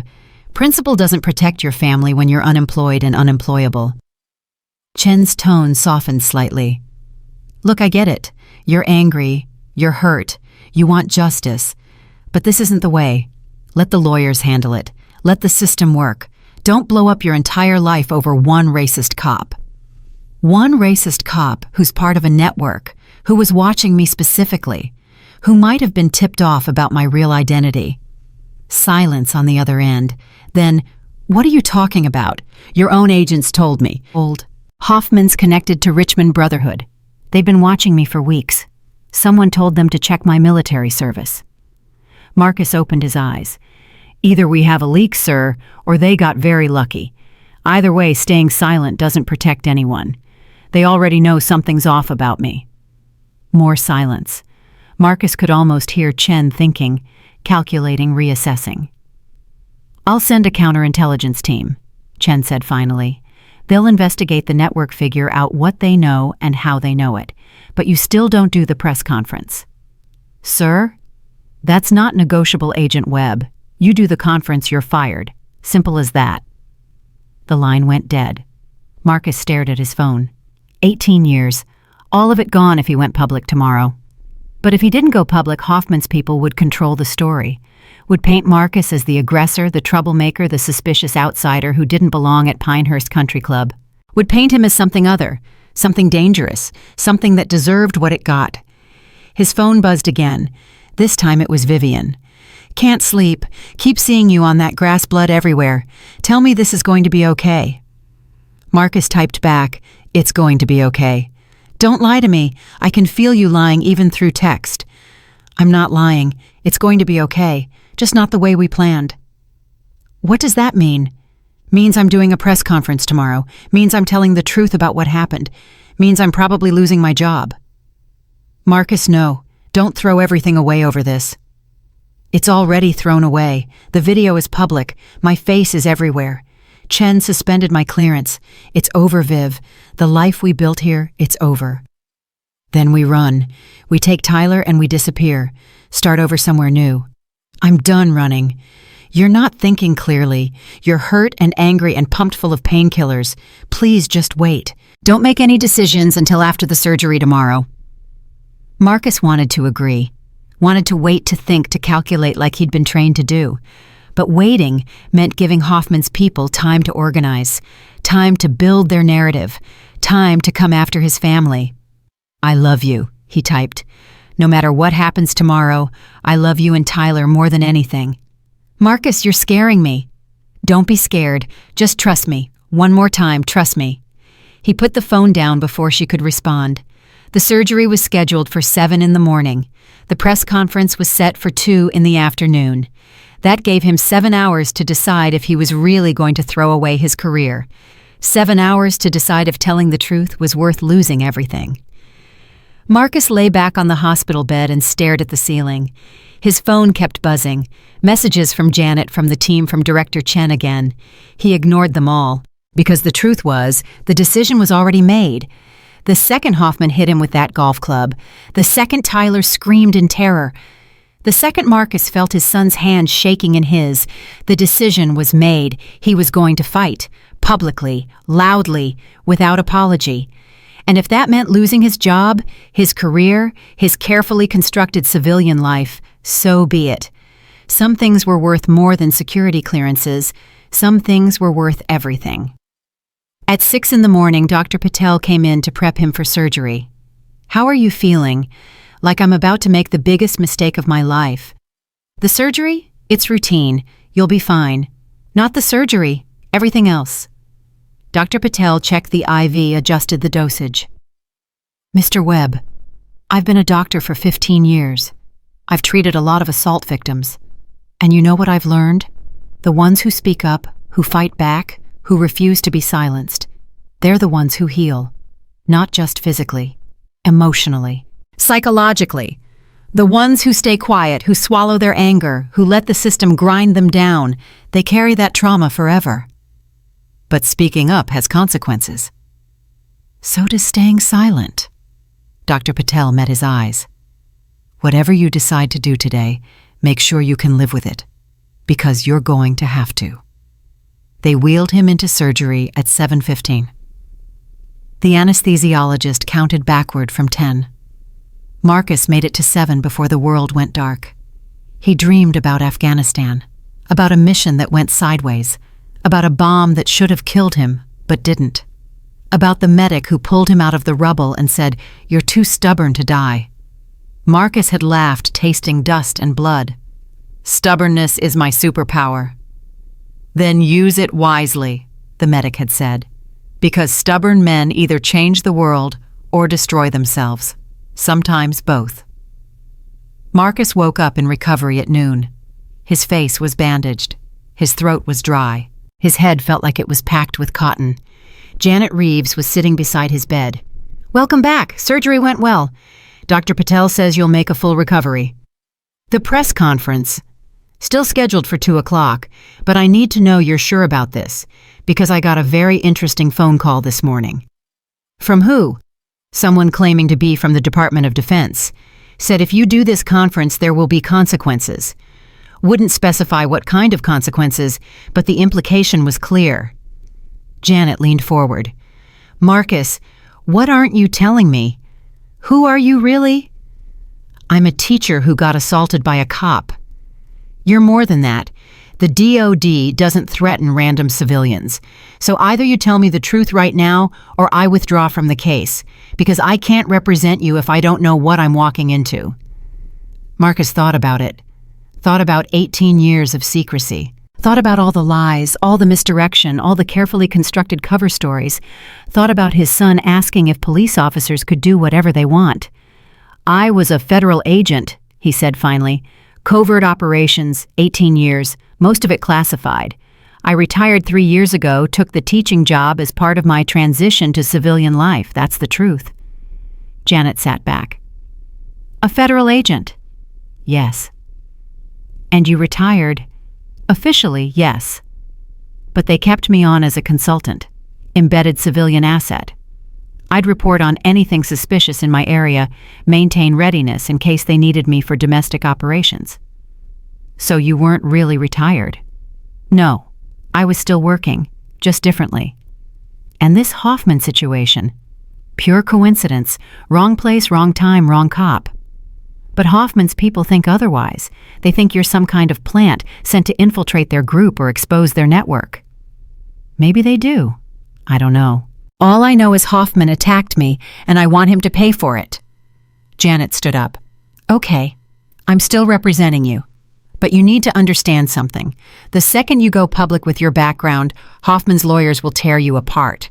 They'll claim you're a government operative running a false flag operation. They'll say you provoked Hoffman deliberately to create a viral moment. They'll argue that you're not a victim, you're an actor. Let them argue. The video doesn't lie. The video shows what happened. It doesn't show why it happened. And in court, why matters just as much as what. Janet picked up her briefcase. But if you're determined to do this, I'll stand beside you. Just don't say I didn't warn you. She left. Marcus checked his phone. Hundreds of messages, most from reporters, some from old colleagues expressing support or concern. One from Director Chen that just said, "Don't do this." Marcus deleted it. At 1:45, they discharged him from the hospital. His face was bandaged, his nose packed, his entire body aching. Vivian was waiting with fresh clothes. "You look terrible," she said. "I feel worse." "Good. Maybe that'll stop you from doing something stupid." She helped him into a clean shirt. "Tyler wanted to come. I told him no. He doesn't need to see you like this." "How is he?" "Scared, confused, angry. He's been watching the video online even though I told him not to. He's reading comments, seeing people argue about whether you deserved it." Vivian's voice cracked. "He asked me this morning if we're going to be okay. I didn't know what to tell him." "Tell him the truth. Tell him I'm fighting back. Tell him his dad isn't going to let the bad guys win. And if you lose, if this press conference backfires and we lose everything, then we'll still have each other. That's enough." "Is it because I'm not sure anymore?" Vivian finished buttoning his shirt. "I thought we were done with this life, Marcus. I thought we were finally normal. But watching you plan this conference, seeing that look in your eyes, you're not Marcus the teacher right now. You're Agent Webb, the operator. And I hate that I can see the difference. I'm both. I've always been both. No, you were pretending to be both. But you can't be a covert operative and a suburban dad. You have to choose. And right now you're choosing the operator." Before Marcus could respond, Janet appeared. "It's time. Media's assembled. You ready?" Marcus looked at Vivian. She looked away. "I'm ready," he said. They walked to the hospital conference room together. Cameras lined the walls. Reporters filled every seat. The noise was deafening until Janet stepped to the podium and called for quiet. "Ladies and gentlemen, thank you for coming. My name is Janet Reeves, and I represent Marcus Webb, the victim of a brutal assault by Officer Derek Hoffman yesterday morning at Pinehurst Country Club. Mr. Webb has asked to make a brief statement. After his statement, I'll take limited questions. Please note that Mr. Webb just got out of surgery and is still recovering from his injuries." She stepped aside. Marcus moved to the podium. Every camera focused on his bandaged face. He took a breath and began to speak. "My name is Marcus Webb. I'm a teacher at Richmond Community College. I'm a father, I'm a husband, and yesterday morning I was assaulted by a police officer for the crime of being black at a country club." The room exploded with camera flashes and shouted questions. Janet raised her hand for silence. Marcus continued, "I want to be clear about what happened. I was not trespassing. I was not confrontational. I was not resisting arrest. I was a father taking his son to a golf lesson. Officer Hoffman stopped us, questioned us, and escalated the situation without cause. When my 10-year-old son tried to retrieve his water bottle, Officer Hoffman attacked me with a golf club while I stood compliant with my hands raised." More flashes, more shouted questions. "I know there are people who will try to make this about me, who will dig into my background. Question my motive suggests that somehow I brought this on myself. So let me address that directly. Yes, I have a military background. Yes, parts of my service record are classified. Yes, I've done work I can't talk about.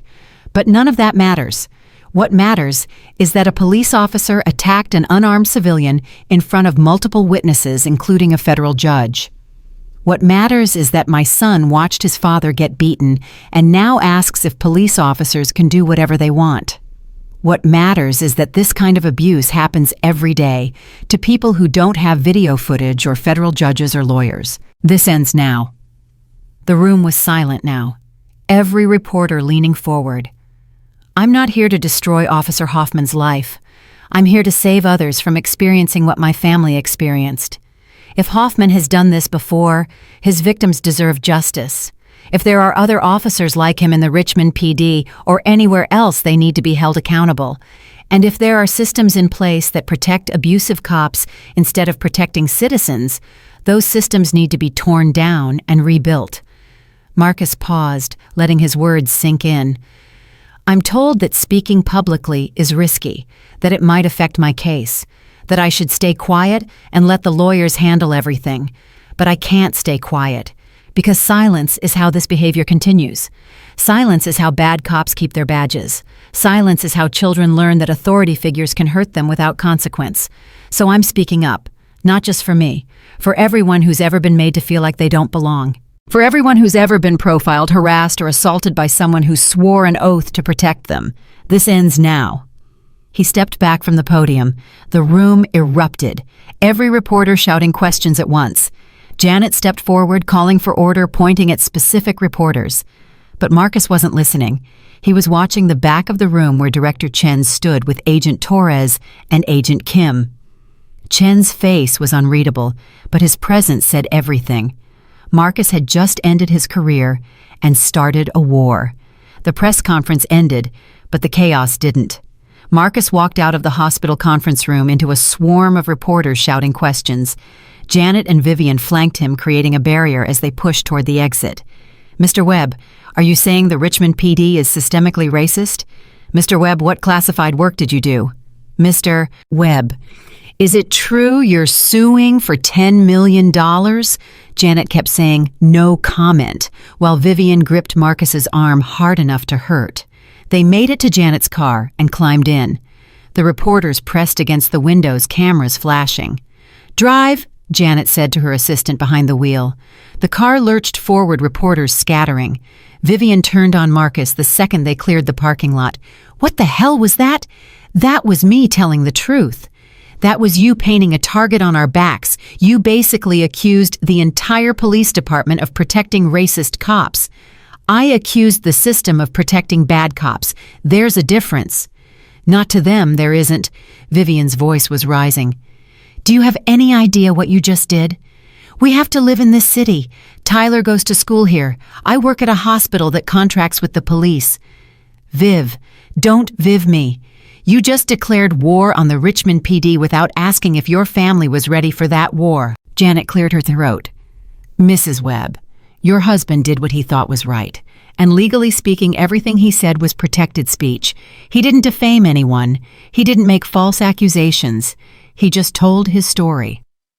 His story is going to get us killed." "Nobody's getting killed," Marcus said quietly. "You don't know that Hoffman has friends, that network you told me about, Richmond Brotherhood or whatever. They're not going to just let this slide." Vivian was crying now. "We should have run when we had the chance, taken Tyler and disappeared, started over somewhere safe." "There is no somewhere safe, not if we're running scared our whole lives. At least we'd be alive." The car went silent except for Vivian sobbing. Marcus wanted to comfort her but didn't know how. Everything he said sounded like justification, like he was defending the indefensible. Maybe he was. Janet's phone rang. She answered, listened, her face going pale. "When how many?" The pause. "We're 20 minutes out. Don't let them in without a warrant." She hung up. "We have a problem. Richmond PD just showed up at your house. 6 officers. They're demanding to search the premises." "On what grounds?" Marcus asked. "Anonymous tip about illegal weapons." Vivian gasped. "Tyler's home. He's home alone." "He's not alone. Your neighbor, Mrs. Chen, is with him." "But Marcus, if they find anything in that house, anything at all that's classified or restricted, you're going to have bigger problems than a civil suit." Marcus thought fast. His home office had a safe. Inside that safe were documents, not classified exactly, but sensitive. His real credentials, contact numbers, operational protocols. Nothing that would hold up in court, but enough to raise questions he didn't want to answer. "Call them off," he said to Janet. "I can't call them off. I can demand a warrant, which I already did, but if they claim exigent circumstances, my son is 10 years old and home with an elderly neighbor. What exigent circumstances? The tip mentioned weapons. That gives them probable cause for a safety check." Janet was already dialing someone else. "I'm calling Judge Chen. Maybe he can intervene." The car was going too slow.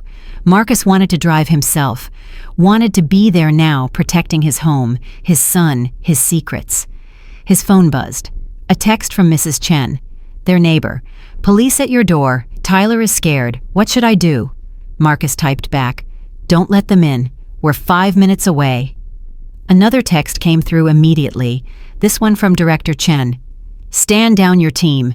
If local PD finds federal surveillance equipment in your house, this situation goes from bad to catastrophic." Marcus hadn't thought about that. His house didn't have official surveillance, but it had security cameras, encrypted communications equipment, a panic button wired directly to his old team, all of it explainable mostly, but all of it suspicious. "We need to get there now," he told the driver. "I'm going as fast as I can." "Go faster." Vivian was on her phone now, talking to Tyler. "Baby, listen to me. Don't open the door. I don't care what they say. Don't open it. We're almost there." She listened. "I know you're scared. I know. Just hold tight. Dad and I are coming." She hung up and glared at Marcus. "He's terrified. Police are pounding on the door, shouting that they have a warrant. He's 10 years old, Marcus. 10. They're lying about the warrant. If they had one, they'd already be inside." "How do you know?" "Because I know how this works." 4 minutes later, they pulled onto their street. Sure enough, 6 police cars blocked the driveway. Officers stood on the porch. Neighbors watched from their yards. Marcus was out of the car before it fully stopped. Pain shot through his face, but he ignored it. "That's far enough," one of the officers called out. It was Sergeant Morrison, someone Marcus had seen around the neighborhood. "Mr. Webb, we need to have a conversation." "About what?" "About the anonymous tip we received regarding illegal weapons in your residence." "I don't have illegal weapons. I have legal firearms properly registered, stored in a gun safe as required by law." "Then you won't mind if we verify that?" "Not without a warrant. We have exigent circumstances. We received a credible tip about a threat to public safety." "Whose public safety? My son's?" "Because you're the one scaring him right now." Janet appeared beside Marcus. "Sergeant Morrison, I'm Janet Reeves, Mr. Webb's attorney. You do not have a warrant. You do not have exigent circumstances. A 10-year-old child and an elderly woman inside a house do not constitute a threat. So unless you have actual legal grounds, I suggest you leave before I file harassment charges." Morrison's jaw tightened. "We're investigating a legitimate threat."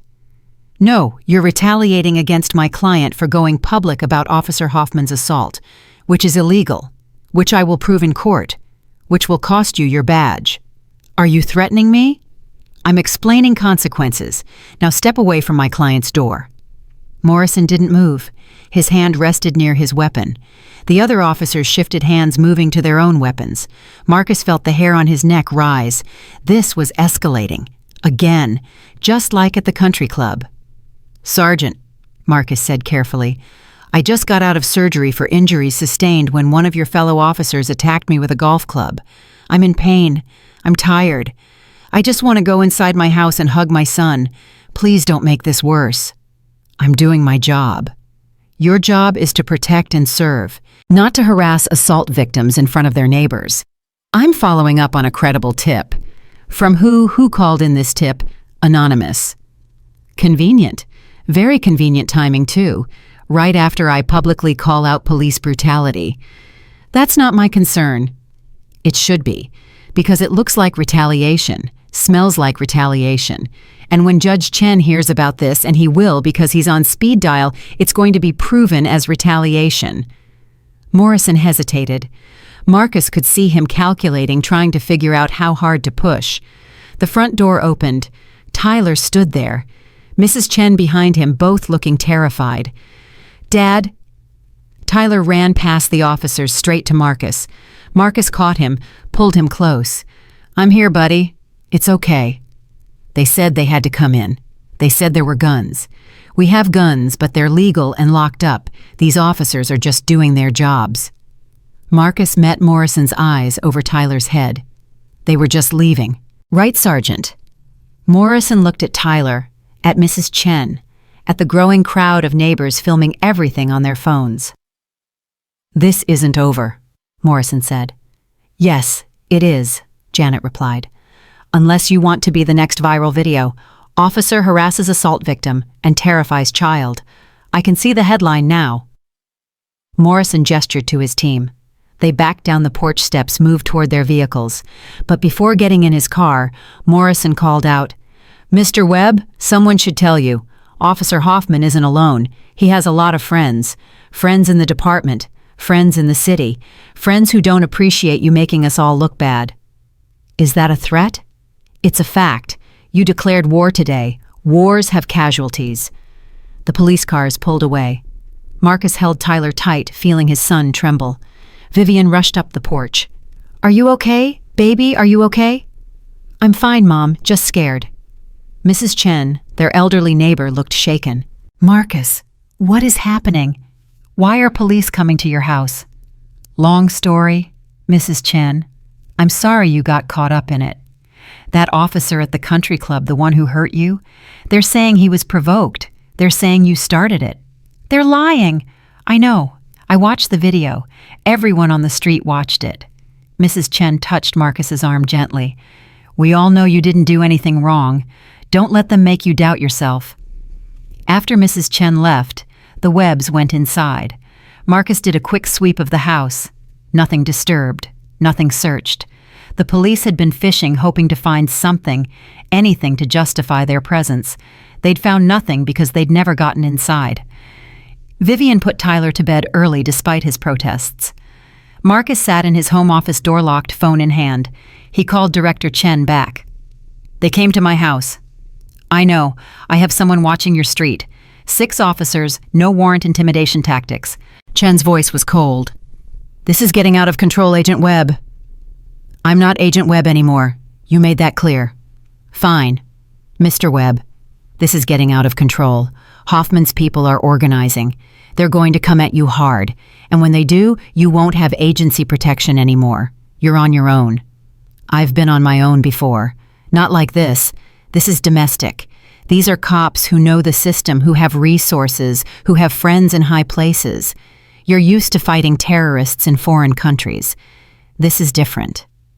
"Not that different. Bullies are bullies regardless of geography." Chen was quiet for a moment. "There's something you should know. We finished analyzing Hoffman's communications. The Richmond Brotherhood isn't just a few racist cops. It's bigger than we thought. We've identified 37 members so far, spanning 5 police departments in Virginia. They share tactics. They coordinate harassment campaigns. They protect each other when complaints are filed." Marcus felt cold. 37. That we've found. Could be more. And Marcus, 3 of them work in Richmond PD Internal Affairs, which means any complaint filed against Hoffman goes through people who are actively protecting him. So the system is rigged. Completely. Which is why I'm telling you this, not as your former director, as someone who's seen good people get destroyed by corrupt systems. You can't win this fight, not the way you're trying to fight it. Then how do I fight it? You don't. You take the settlement they'll offer. You move your family somewhere safe. You start over. Chen paused. "I can help with that. New identities if you want them. New city. New life. But you have to drop the case. Publicly apologize for the press conference. Say you were emotional and spoke out of turn. Apologize. It's the only way out. I'm not apologizing for telling the truth. Then you're going to lose everything. Your safety. Your family's safety. Possibly your life. These people don't play games, Marcus." "Neither do I." Chen hung up. Marcus sat in the dark office, head pounding, face throbbing, mind racing. 37 cops in a coordinated network, 3 in internal affairs, unknown number in positions of power. He wasn't fighting one bad cop anymore. He was fighting an organization. His phone buzzed. Unknown number. Not the team this time, someone else. Agent Webb, my name is Malik Johnson. I'm a reporter with the Washington Post. I've been investigating police corruption in Virginia for 2 years. I'd like to talk to you about Richmond Brotherhood. Marcus almost didn't respond, but something made him type back, "How did you get this number?" I have sources. Same sources that told me you're more than just a teacher, that you have a background that makes you uniquely qualified to take on Hoffman's network. Am I wrong? I can't discuss my background. Can't or won't, because I've been trying to expose Richmond Brotherhood for 18 months. I have evidence, testimony, documentation. But every time I get close to publishing, my sources get intimidated. Witnesses recant. Evidence disappears. These guys are good at covering their tracks. What do you want from me? I want to work together. You go after them legally. I expose them publicly. Between your case and my investigation, we can bring down the whole network. That's a nice idea, but I'm not a crusader. I just want justice for what happened to me and my son. And you'll get it. But wouldn't it be better to make sure it never happens to anyone else, to tear down the system that allowed it to happen in the first place? Marcus didn't respond. Johnson continued. I know who you are, Agent Webb, or at least I know enough. 18 years of classified service, multiple combat deployments, expertise in dismantling terrorist networks. You know how to fight organizations from the inside out. This is what you do, what you're trained for. I'm a teacher now. You're whatever you need to be to get the job done. So let's get this job done. Let's take down every single cop in Richmond Brotherhood. Make them wish they'd never heard your name. Marcus thought about it. Thought about Tyler's terrified face. About Morrison's threat. About 37 cops coordinating to destroy him. Send me what you have. I'll look at it. I'll do better than that. I'll come to you tomorrow morning. Bring everything. Johnson paused. And Agent Webb, watch your back. These guys know you're vulnerable right now. They're going to push hard. The call ended. Marcus sat in the dark thinking. A knock on the door made him jump. Marcus? Vivian's voice. Can I come in? Yeah. She entered, closed the door behind her, sat down across from him. Who were you talking to? A reporter. Wants to work together to expose Hoffman's network. And I'm thinking about it. Vivian was quiet for a long moment.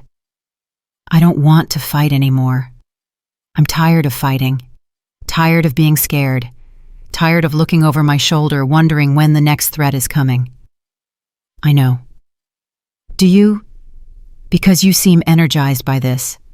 Like you've been waiting for a fight. Like you missed being in operational mode. She leaned forward. Be honest with me. Do you miss it? The real work. Marcus didn't want to answer. Didn't want to admit that some part of him did miss it. Missed the clarity of enemies and objectives. Missed the adrenaline of operations. Missed being someone other than a suburban dad with a minivan and a mortgage. Sometimes, he said finally. But I love our life. I love being Tyler's dad. I love teaching. I don't want to give that up. You might not have a choice. Director Chen called me. Told me the same thing he told you. Drop the case. Apologize. Start over somewhere new. Vivian's eyes were red. He said if we don't, Tyler might not be safe. They might target him to get to you. Marcus felt rage burn through him. Chen said that, not in those words, but the implication was clear. These people will hurt our son to make you back down. Then we don't back down. We hit them so hard they can't hit back. This isn't Afghanistan, Marcus. You can't just call in an airstrike on bad guys. These are American cops with unions and lawyers and political connections. I know, which is why we need to be smarter, more strategic. Marcus pulled up something on his phone. I've been doing research since the press conference. Hoffman has filed 17 excessive force complaints in his career.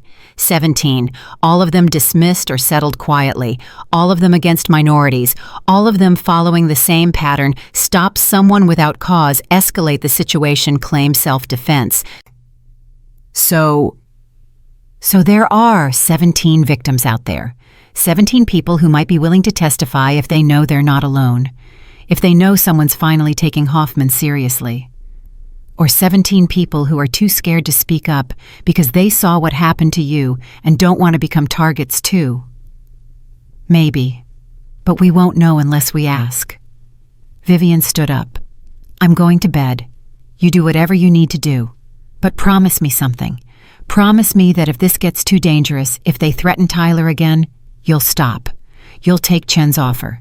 You'll move us somewhere safe. I promise. She left.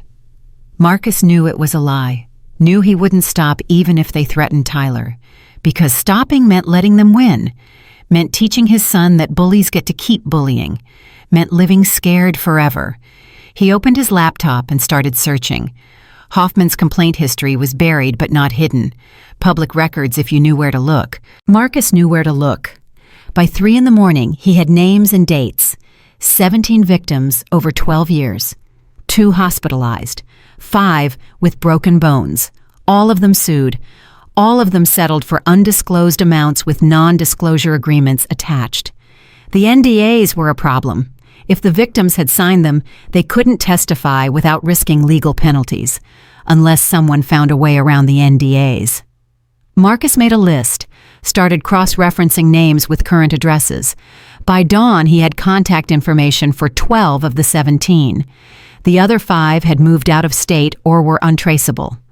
12 victims, 12 chances to build a case that Hoffman was a serial abuser, 12 opportunities to show the world this wasn't a one-time incident. At 6 a.m, Janet called. "Turn on the news!" Marcus grabbed the remote. Every channel was showing the same thing.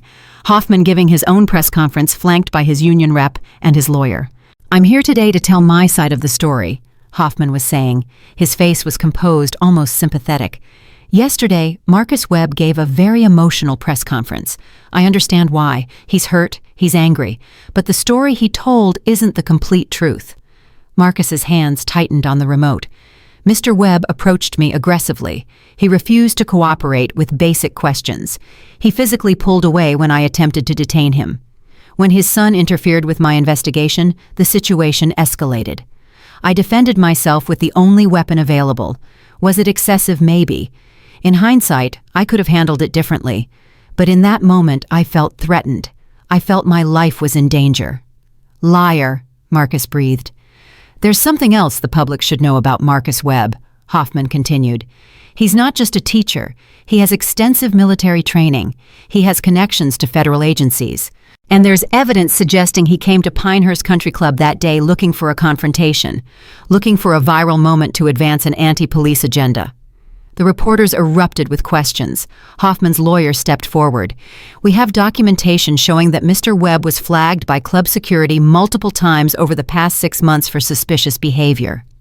We have witness statements from club members who felt threatened by his presence. We have evidence that he deliberately provoked Officer Hoffman in order to create the violent incident that followed." Marcus felt sick. They were flipping the narrative, making him the aggressor, the plant, the conspirator. Hoffman's lawyer continued, "We'll be filing our own lawsuit, defamation, intentional infliction of emotional distress, and filing a false police report. Officer Hoffman's reputation has been destroyed by Mr. Webb's lies. His family has received death threats. His home has been vandalized, all because Mr. Webb wanted to be famous." The press conference ended. Marcus turned off the TV. His phone started ringing immediately. Reporters wanting comment. Friends expressing shock. Tyler's school calling to ask if he'd be attending class today. Marcus ignored them all, except one. Janet. "Did you watch it?" she asked. "Yeah. It's good. From their perspective, it's very good. They're controlling the narrative now, making you look like the villain." Janet sounded worried. "And Marcus, that stuff about you being flagged by club security, that's going to be hard to disprove if they produce witnesses. They're lying. Maybe.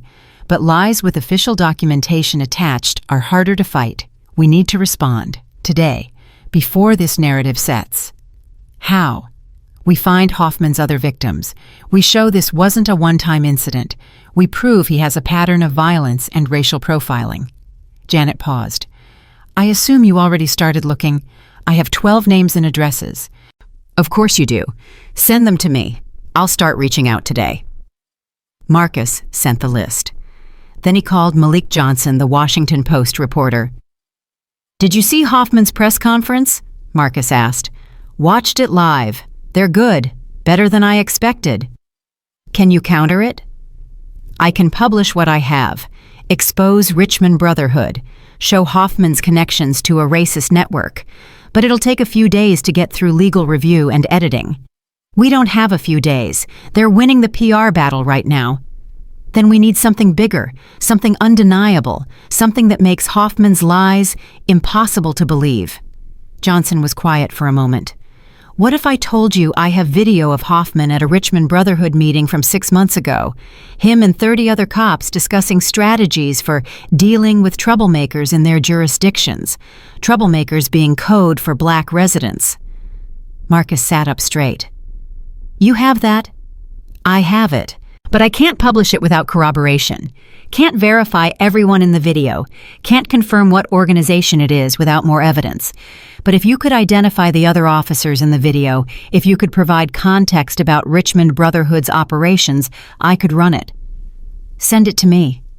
"It's encrypted. I'll need to meet you in person." "When and where?" "Your house. 2 hours. Come alone." Johnson hung up. Marcus checked his gun safe. Everything still locked. Everything still legal. But he loaded one anyway, just in case. At 8 in the morning, Vivian came downstairs to find Marcus at the kitchen table, coffee-cold gun disassembled in front of him for cleaning. "What are you doing?" "Getting ready." "For what?" "A reporter's coming over. Has video evidence that could blow this case wide open." "Marcus, maybe you should let the lawyers handle—" "The lawyers can't handle this. This is bigger than one cop attacking one person. This is an entire network of corrupt officers who've been operating for years. Someone has to stop them. And it has to be you. It's me or nobody." Vivian poured herself coffee. "Tyler doesn't want to go to school. He's afraid the other kids will make fun of him, or that the police will come to his classroom. He can stay home today, and tomorrow and the day after. We can't hide forever, Marcus. We're not hiding. We're fighting." "No, you're fighting. Tyler and I are just trying to survive your war." Vivian's voice broke. "I know you think you're doing the right thing. I know you think you're protecting us, but you're not. You're making us targets." Before Marcus could respond, the doorbell rang. He checked the security camera. Malik Johnson stood on the porch, alone, carrying a messenger bag. Marcus let him in. Johnson was young, maybe 30, with sharp eyes and the kind of energy that came from chasing a big story. "Agent Webb?" "Just Marcus. I'm not an agent anymore." "Right. Just a teacher who happens to have connections to dismantle terrorist networks." Johnson pulled a laptop from his bag. "I'm going to show you something. But first, I need your word. This stays between us until I publish. No leaking it to your lawyers. No sharing it with your team. Nothing." "You have my word." Johnson opened the laptop, pulled up a video file. "This was recorded 6 months ago at a private facility outside Richmond. The person who recorded it was a cop who got cold feet about what the Brotherhood was planning. He came to me, gave me this, then disappeared. I haven't been able to reach him since." He hit play. The video showed a large room, maybe 30 men sitting in chairs. All white, all wearing casual clothes, but with a certain bearing that screamed law enforcement. Hoffman sat in the front row. A man at the podium spoke. "Brothers, we're here because we believe in order. We believe in protecting our communities from those who would destroy them. We believe in supporting each other when the system tries to destroy us for doing our jobs." Murmurs of agreement from the room.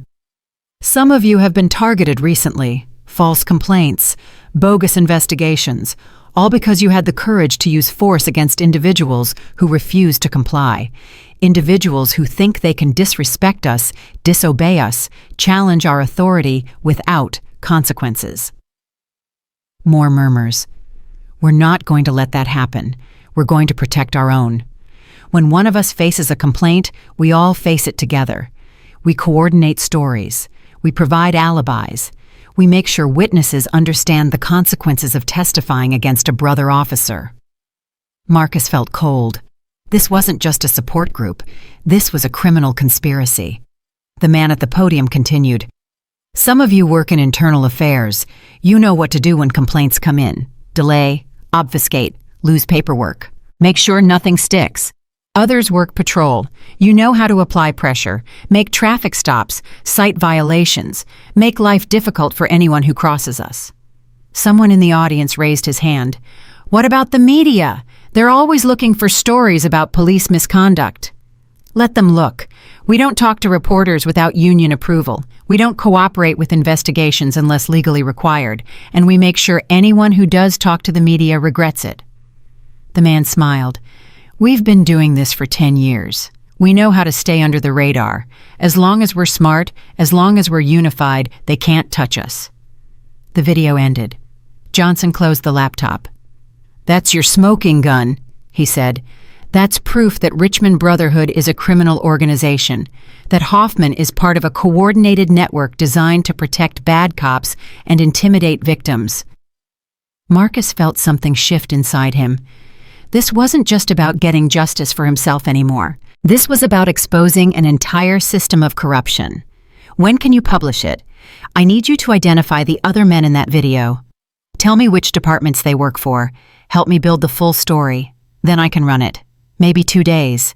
2 days is too long. Hoffman just did his press conference. The narrative is shifting against me. I need to counter it now. Publishing incomplete information helps no one. Trust me on this. I've been burned before by rushing stories. Johnson stood up. 2 days. In the meantime, your lawyers focus on the civil case. I'll prepare the article. When it drops, it'll change everything. After Johnson left, Marcus sat with the weight of what he'd seen. 30 cops in a room plotting to obstruct justice, to intimidate witnesses, to protect criminals with badges. His phone buzzed. Text from an unknown number. Saw Hoffman's press conference. He's lying. I'm one of his victims from 3 years ago. If you're serious about taking him down, I'll testify. NDA be damned. Marcus stared at the message. This was it. The first crack in Hoffman's armor. He typed back, "What's your name?" Marcus. When I was attacked by Hoffman, I was too scared to fight back, too scared to speak up.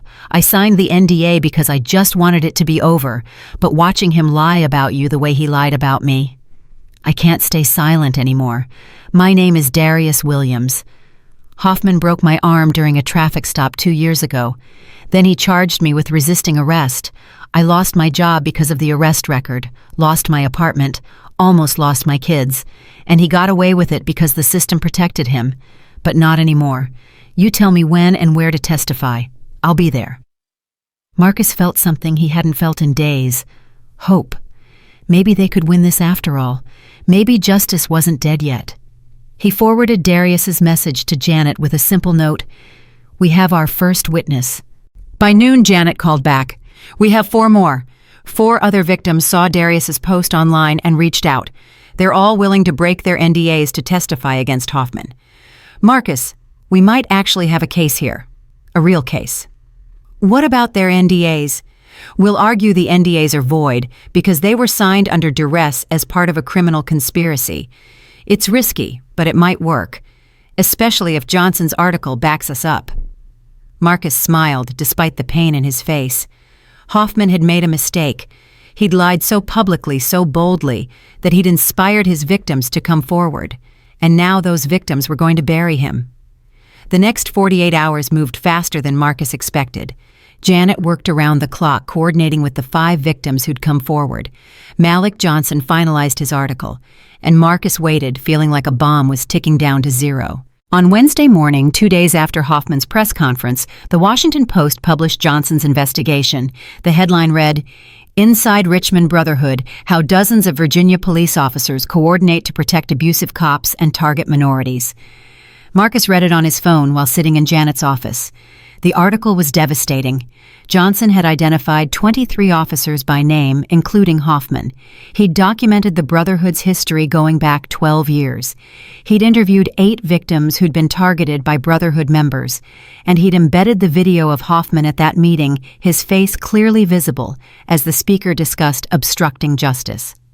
It's going viral, Janet said, watching her computer screen. Every major news outlet is picking it up. CNN, MSNBC, Fox News. They're all running segments on it. Marcus's phone started ringing. He ignored it. Then it rang again and again. Finally, he answered. It was Detective Williams. "Mr. Webb, we need to talk, in person, now." "About what?" "About the fact that Internal Affairs just opened investigations into 23 officers, including Hoffman. About the fact that the FBI is now involved. About the fact that your case just became a federal investigation into civil rights violations and conspiracy." Williams paused. "Also about the fact that I owe you an apology. I thought you were hiding something. Turns out you were just trying to survive a corrupt system." "Am I still a suspect?" "You were never really a suspect. I just couldn't figure out why you were so calm about everything. Now I know. You were waiting, building your case, letting them think they'd won." Williams's voice held a grudging respect. "That took guts and patience." "I've had practice being patient." "Yeah, I bet you have. Listen, we're holding a press conference this afternoon. Police Chief, Mayor, FBI. They're going to announce the investigation, suspend the officers, promise reforms. They want you there." "Why?" "Because you're the victim who finally spoke up, the one who didn't stay silent. They want to show the public they're taking this seriously by standing beside you." Marcus thought about it. "I'll be there, but on my terms. I'm bringing my family, and I'm making a statement." "I figured you'd say that. 3 o'clock, City Hall." She hung up. Janet was grinning. "Do you know what just happened? The city is going to side with you publicly. That means they'll settle your civil case for whatever we ask. That means Hoffman loses everything. His job, his pension, his freedom." "Good. Good, Marcus. This is better than good. This is total victory. We won." But Marcus didn't feel like he'd won. He felt tired. His face still hurt. His son still had nightmares. His wife still looked at him with worry in her eyes. Vivian arrived at Janet's office with Tyler. The boy's face lit up when he saw his father. "Dad, Mom showed me the article the Washington Post said you were right about everything." Marcus pulled him into a hug. "Yeah, buddy. Turns out telling the truth works sometimes." "Are they going to arrest the bad police officer?" "They already did. This morning. He's in jail right now." Tyler's eyes went wide. "Really? Really? And he's going to stay there for a long time. Good. He deserves it." Tyler looked up at Marcus with fierce pride. "You did that, Dad. You made sure he couldn't hurt anyone else." Marcus felt his throat tighten. "We did it together. You were brave at that country club. You stood by me even when you were scared. That's what heroes do." "I wasn't brave. I was terrified." "Being brave doesn't mean not being scared. It means being scared and doing the right thing anyway." Vivian was watching them with tears in her eyes. Marcus met her gaze. She mouthed, "I'm sorry," and he shook his head. Nothing to apologize for. She'd been protecting their family the only way she knew how. At 2:30, they headed to City Hall. The media presence was overwhelming. Cameras everywhere, reporters shouting questions. But this time, Marcus wasn't alone. Janet walked on one side, Vivian on the other. Tyler held his hand tight. They entered through a side door to avoid the worst of the crowd. Inside, city officials rushed around preparing for the press conference. The police chief looked like he'd aged 10 years in 2 days. The mayor kept checking his phone, probably reading the latest social media reactions. "Mr. Webb?" The mayor approached, hand extended. "Thank you for coming. I want you to know the city deeply regrets what happened to you. Officer Hoffman's actions do not represent our values or our police department." Marcus shook his hand, but didn't smile. "With respect, Sir Hoffman's actions were enabled by your police department, by a system that ignored 17 previous complaints, by internal affairs officers who were part of his corrupt network. So yes, his actions absolutely represented your department. The question is what you're going to do to fix it." The mayor's smile faltered. "We're implementing immediate reforms. Body cameras will be mandatory and cannot be turned off. All excessive force complaints will be reviewed by an independent civilian board, and we're conducting a top-to-bottom audit of the entire department to identify any other officers involved with Richmond Brotherhood. That's a start. We'd also like to offer you a settlement. Whatever amount you feel is fair. No negotiation, no fight, just compensation for what you endured. Marcus glanced at Janet. She whispered, "We were going to ask for $5 million. He's basically offering to pay whatever we want." "I want $10 million, Marcus said. $5 for me. $5 into a fund for Hoffman's other victims who signed NDAs and can't afford legal representation." The mayor blinked. "That's very generous." "It's fair. They suffered too. They deserve compensation." "Agreed. I'll have the paperwork drawn up today." At 3 o'clock, they walked onto the stage in City Hall's main auditorium. The room was packed. Every seat filled people standing in the back, cameras from a dozen news outlets recording everything. The police chief spoke first, announcing Hoffman's arrest on multiple charges, including assault with a deadly weapon, civil rights violations, and conspiracy to obstruct justice. He announced the suspension of 22 other officers pending investigation. He promised reforms, accountability, transparency. The mayor spoke next, apologizing to Marcus and his family, apologizing to every victim of police misconduct in Richmond, promising change. Then the FBI special agent in charge spoke, explaining the federal investigation into Richmond Brotherhood, explaining how this network had operated across multiple jurisdictions for over a decade, explaining how they'd identified victims in 4 different states who'd been targeted by Brotherhood members. Finally, it was Marcus's turn. He stepped to the podium. Tyler stood beside him, Vivian on his other side, a united family facing the cameras. "My name is Marcus Webb," he began. 10 days ago, I was assaulted by a police officer while taking my son to a golf lesson. I'm standing here today not because I'm special, not because I'm brave, but because I had resources that most victims of police violence don't have. I had video evidence. I had credible witnesses. I had a federal judge who stood up for me. I had lawyers and reporters and advocates who believed me. The room was silent except for camera shutters clicking. But most victims don't have those things. Most victims are alone, scared, traumatized. They're told to stay quiet, told to accept settlements with NDAs attached, told that fighting the system is pointless because the system always wins. Marcus paused, looking directly into the cameras. "I'm here to tell you that's a lie. The system doesn't always win. Sometimes when enough people stand up together, when enough voices speak truth, when enough courage meets enough evidence, the system breaks, and justice happens." He could see people in the audience nodding, could see some crying. "Officer Derek Hoffman hurt me. He hurt my son. He hurt my family. But more importantly, he hurt 17 other people before me, people who were silenced by a corrupt system, people who deserved justice but were denied it. Those people are the real heroes of this story, because some of them are here today. Some of them are breaking their non-disclosure agreements to testify. Some of them are risking legal consequences to make sure Hoffman and everyone like him face accountability." Marcus gestured to the audience. Darius Williams stood up. Then another victim, then another. 5 people standing, showing their faces, refusing to be silent anymore. "These people are why we won. Not me, them, their courage, their willingness to speak up despite the risks." Marcus felt his voice crack. "And I want to say something directly to every police officer watching this. Most of you are good people. Most of you became cops to help your communities, to protect people, to serve justice. But when you stay silent about the Derek Hoffmans in your departments, when you protect bad cops instead of protecting citizens, you betray everything that badge is supposed to mean." He took a breath, steadied himself. "I spent 18 years serving this country in ways I can't talk about. I fought enemies overseas.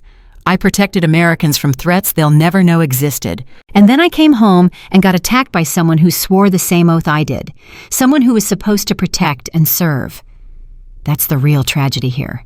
Not what happened to me, but what happens every day to people who don't have my resources, who don't have my training, who don't have my ability to fight back." Marcus looked at Tyler. His son was crying, but standing tall. "My son asked me if police officers can do whatever they want. I want to be able to tell him no. I want him to grow up trusting the people who wear badges. But that can only happen if those people earn that trust, if they hold each other accountable, if they remember that the badge is a responsibility, not a license to abuse power. He stepped back from the podium. The room erupted in applause. Not polite political applause, real emotion. People standing, some shouting their support, others wiping tears. The press conference ended, but the reaction was just beginning. By 6 o'clock, Marcus's statement had been viewed 30 million times online. By midnight, it was 50 million. The hashtag Justice for Marcus was trending worldwide, and more victims were coming forward. Not just Hoffman's victims. Victims of other Richmond Brotherhood members. Victims from other cities who'd been inspired by Marcus's courage to tell their own stories. 3 days later, Marcus sat in a courtroom watching Officer Derek Hoffman plead guilty to multiple felonies. The judge asked Hoffman if he understood the consequences. Hoffman said yes, in a voice so quiet, Marcus almost couldn't hear it. "Do you have anything to say to your victim before sentencing?" the judge asked. Hoffman turned to look at Marcus. Their eyes met. For a moment, Marcus thought he might apologize, might show some remorse. Instead, Hoffman said, "I was doing my job." The judge's face hardened. "Your job was to protect Mr. Webb, not assault him. Your job was to serve the community, not terrorize it. Your job was to uphold the law, not break it." She looked down at her paperwork. "Derek Hoffman, I hereby sentence you to 15 years in federal prison on the assault charges, to run consecutively with 10 years for civil rights violations and 5 years for conspiracy.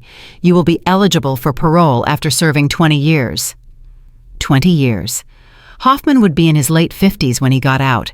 His career was over, his reputation destroyed, his life in ruins. Marcus felt no satisfaction, just exhaustion. Outside the courthouse, reporters swarmed again. This time Marcus only said a few words. "Justice was served today, not just for me but for everyone Hoffman hurt over his career.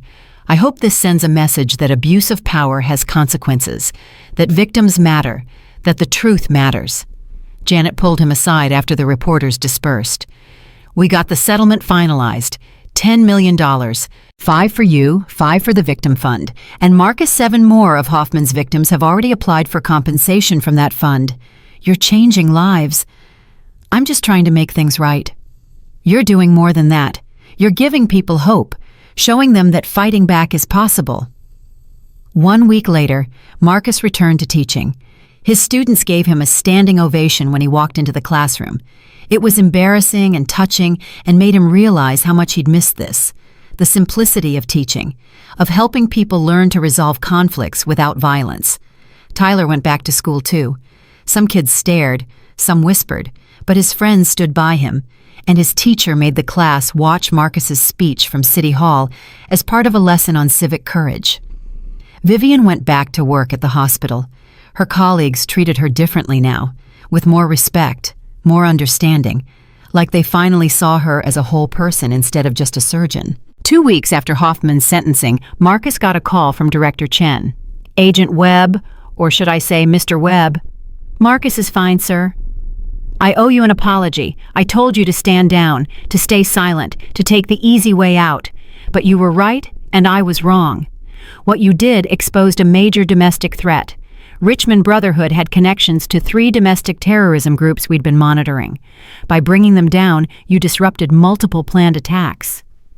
Marcus sat up straighter. "I didn't know that." "Of course you didn't. It's classified.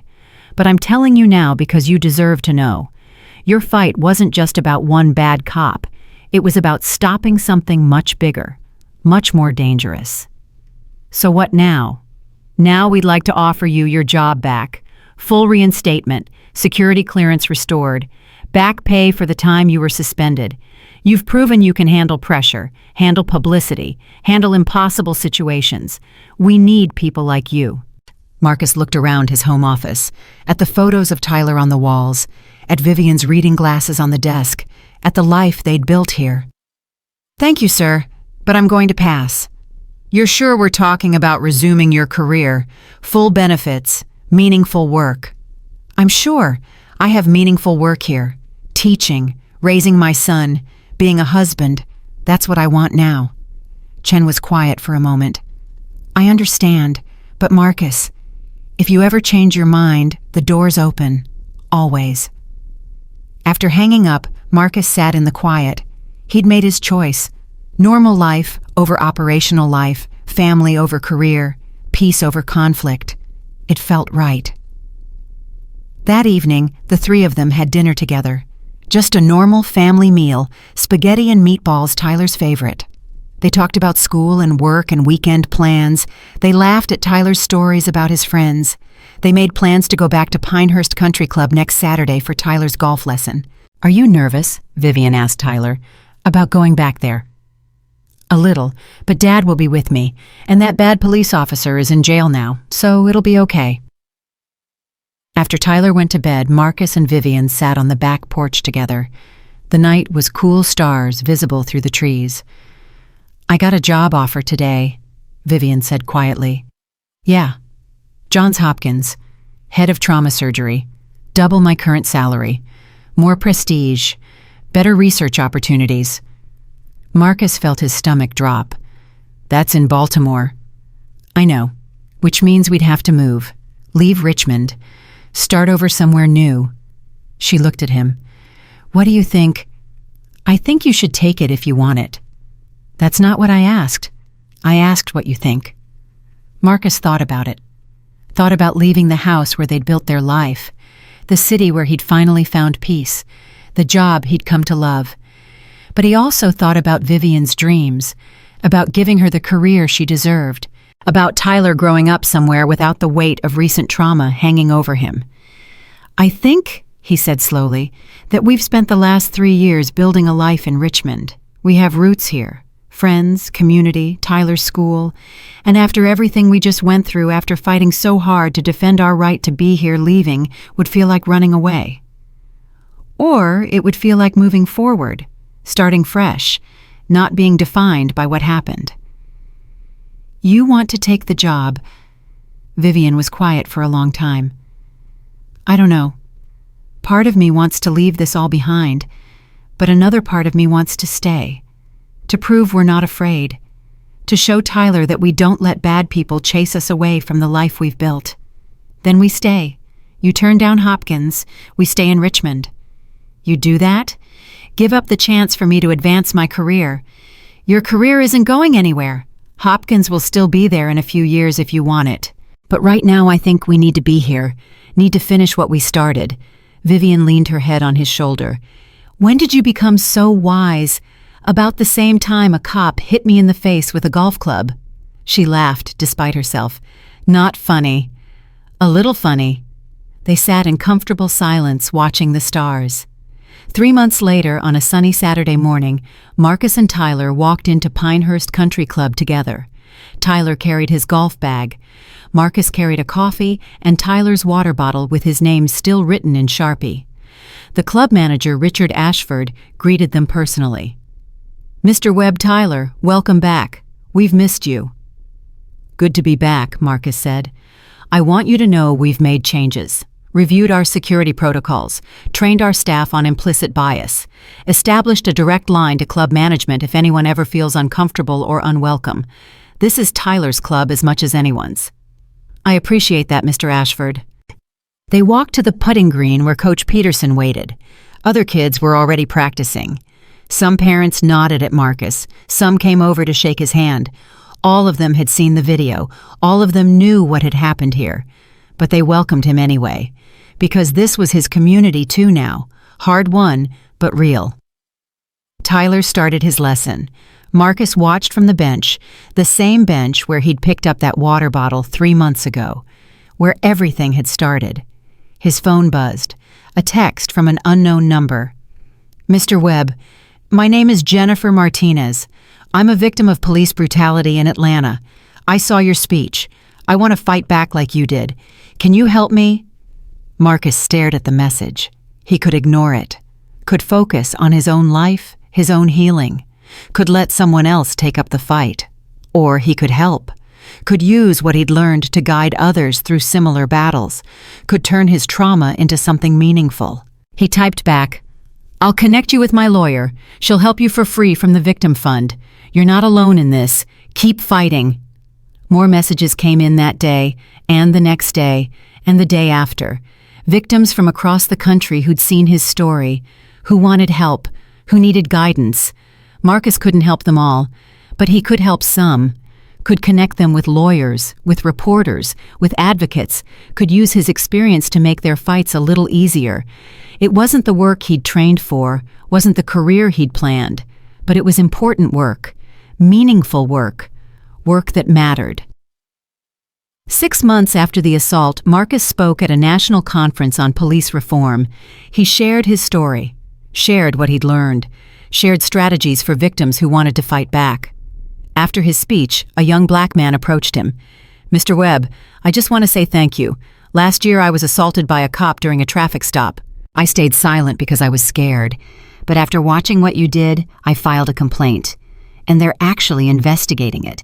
You gave me hope that the system could work if I was brave enough to use it." Marcus shook his hand. "You gave yourself hope by speaking up. I just showed you it was possible. It's more than that. You proved that fighting back doesn't mean you lose everything, that sometimes standing up for yourself means winning."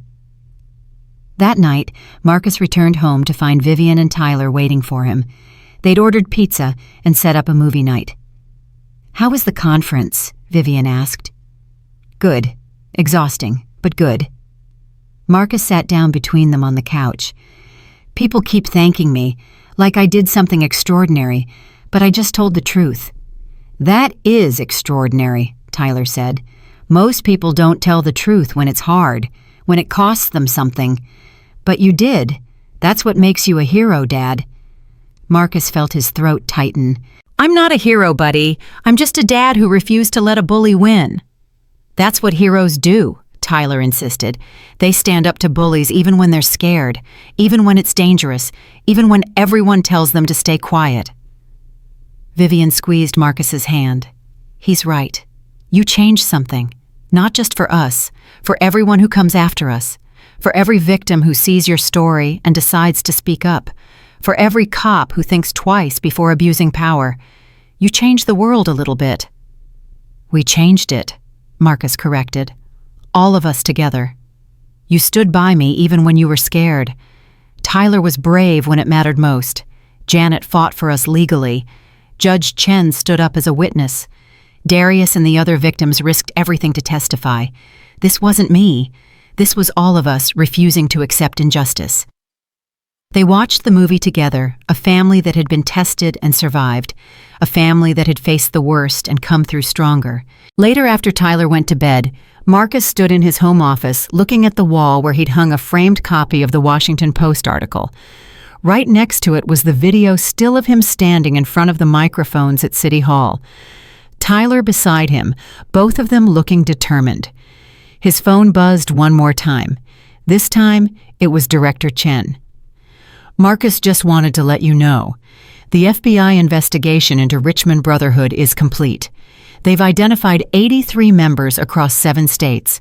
71 have been arrested on various charges. The entire network has been dismantled, and it started with you refusing to stay silent."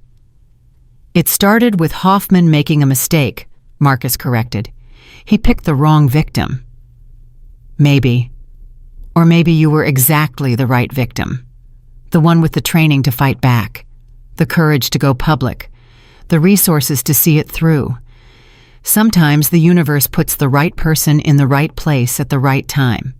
You believe in destiny now. I believe in preparation meeting opportunity. You were prepared.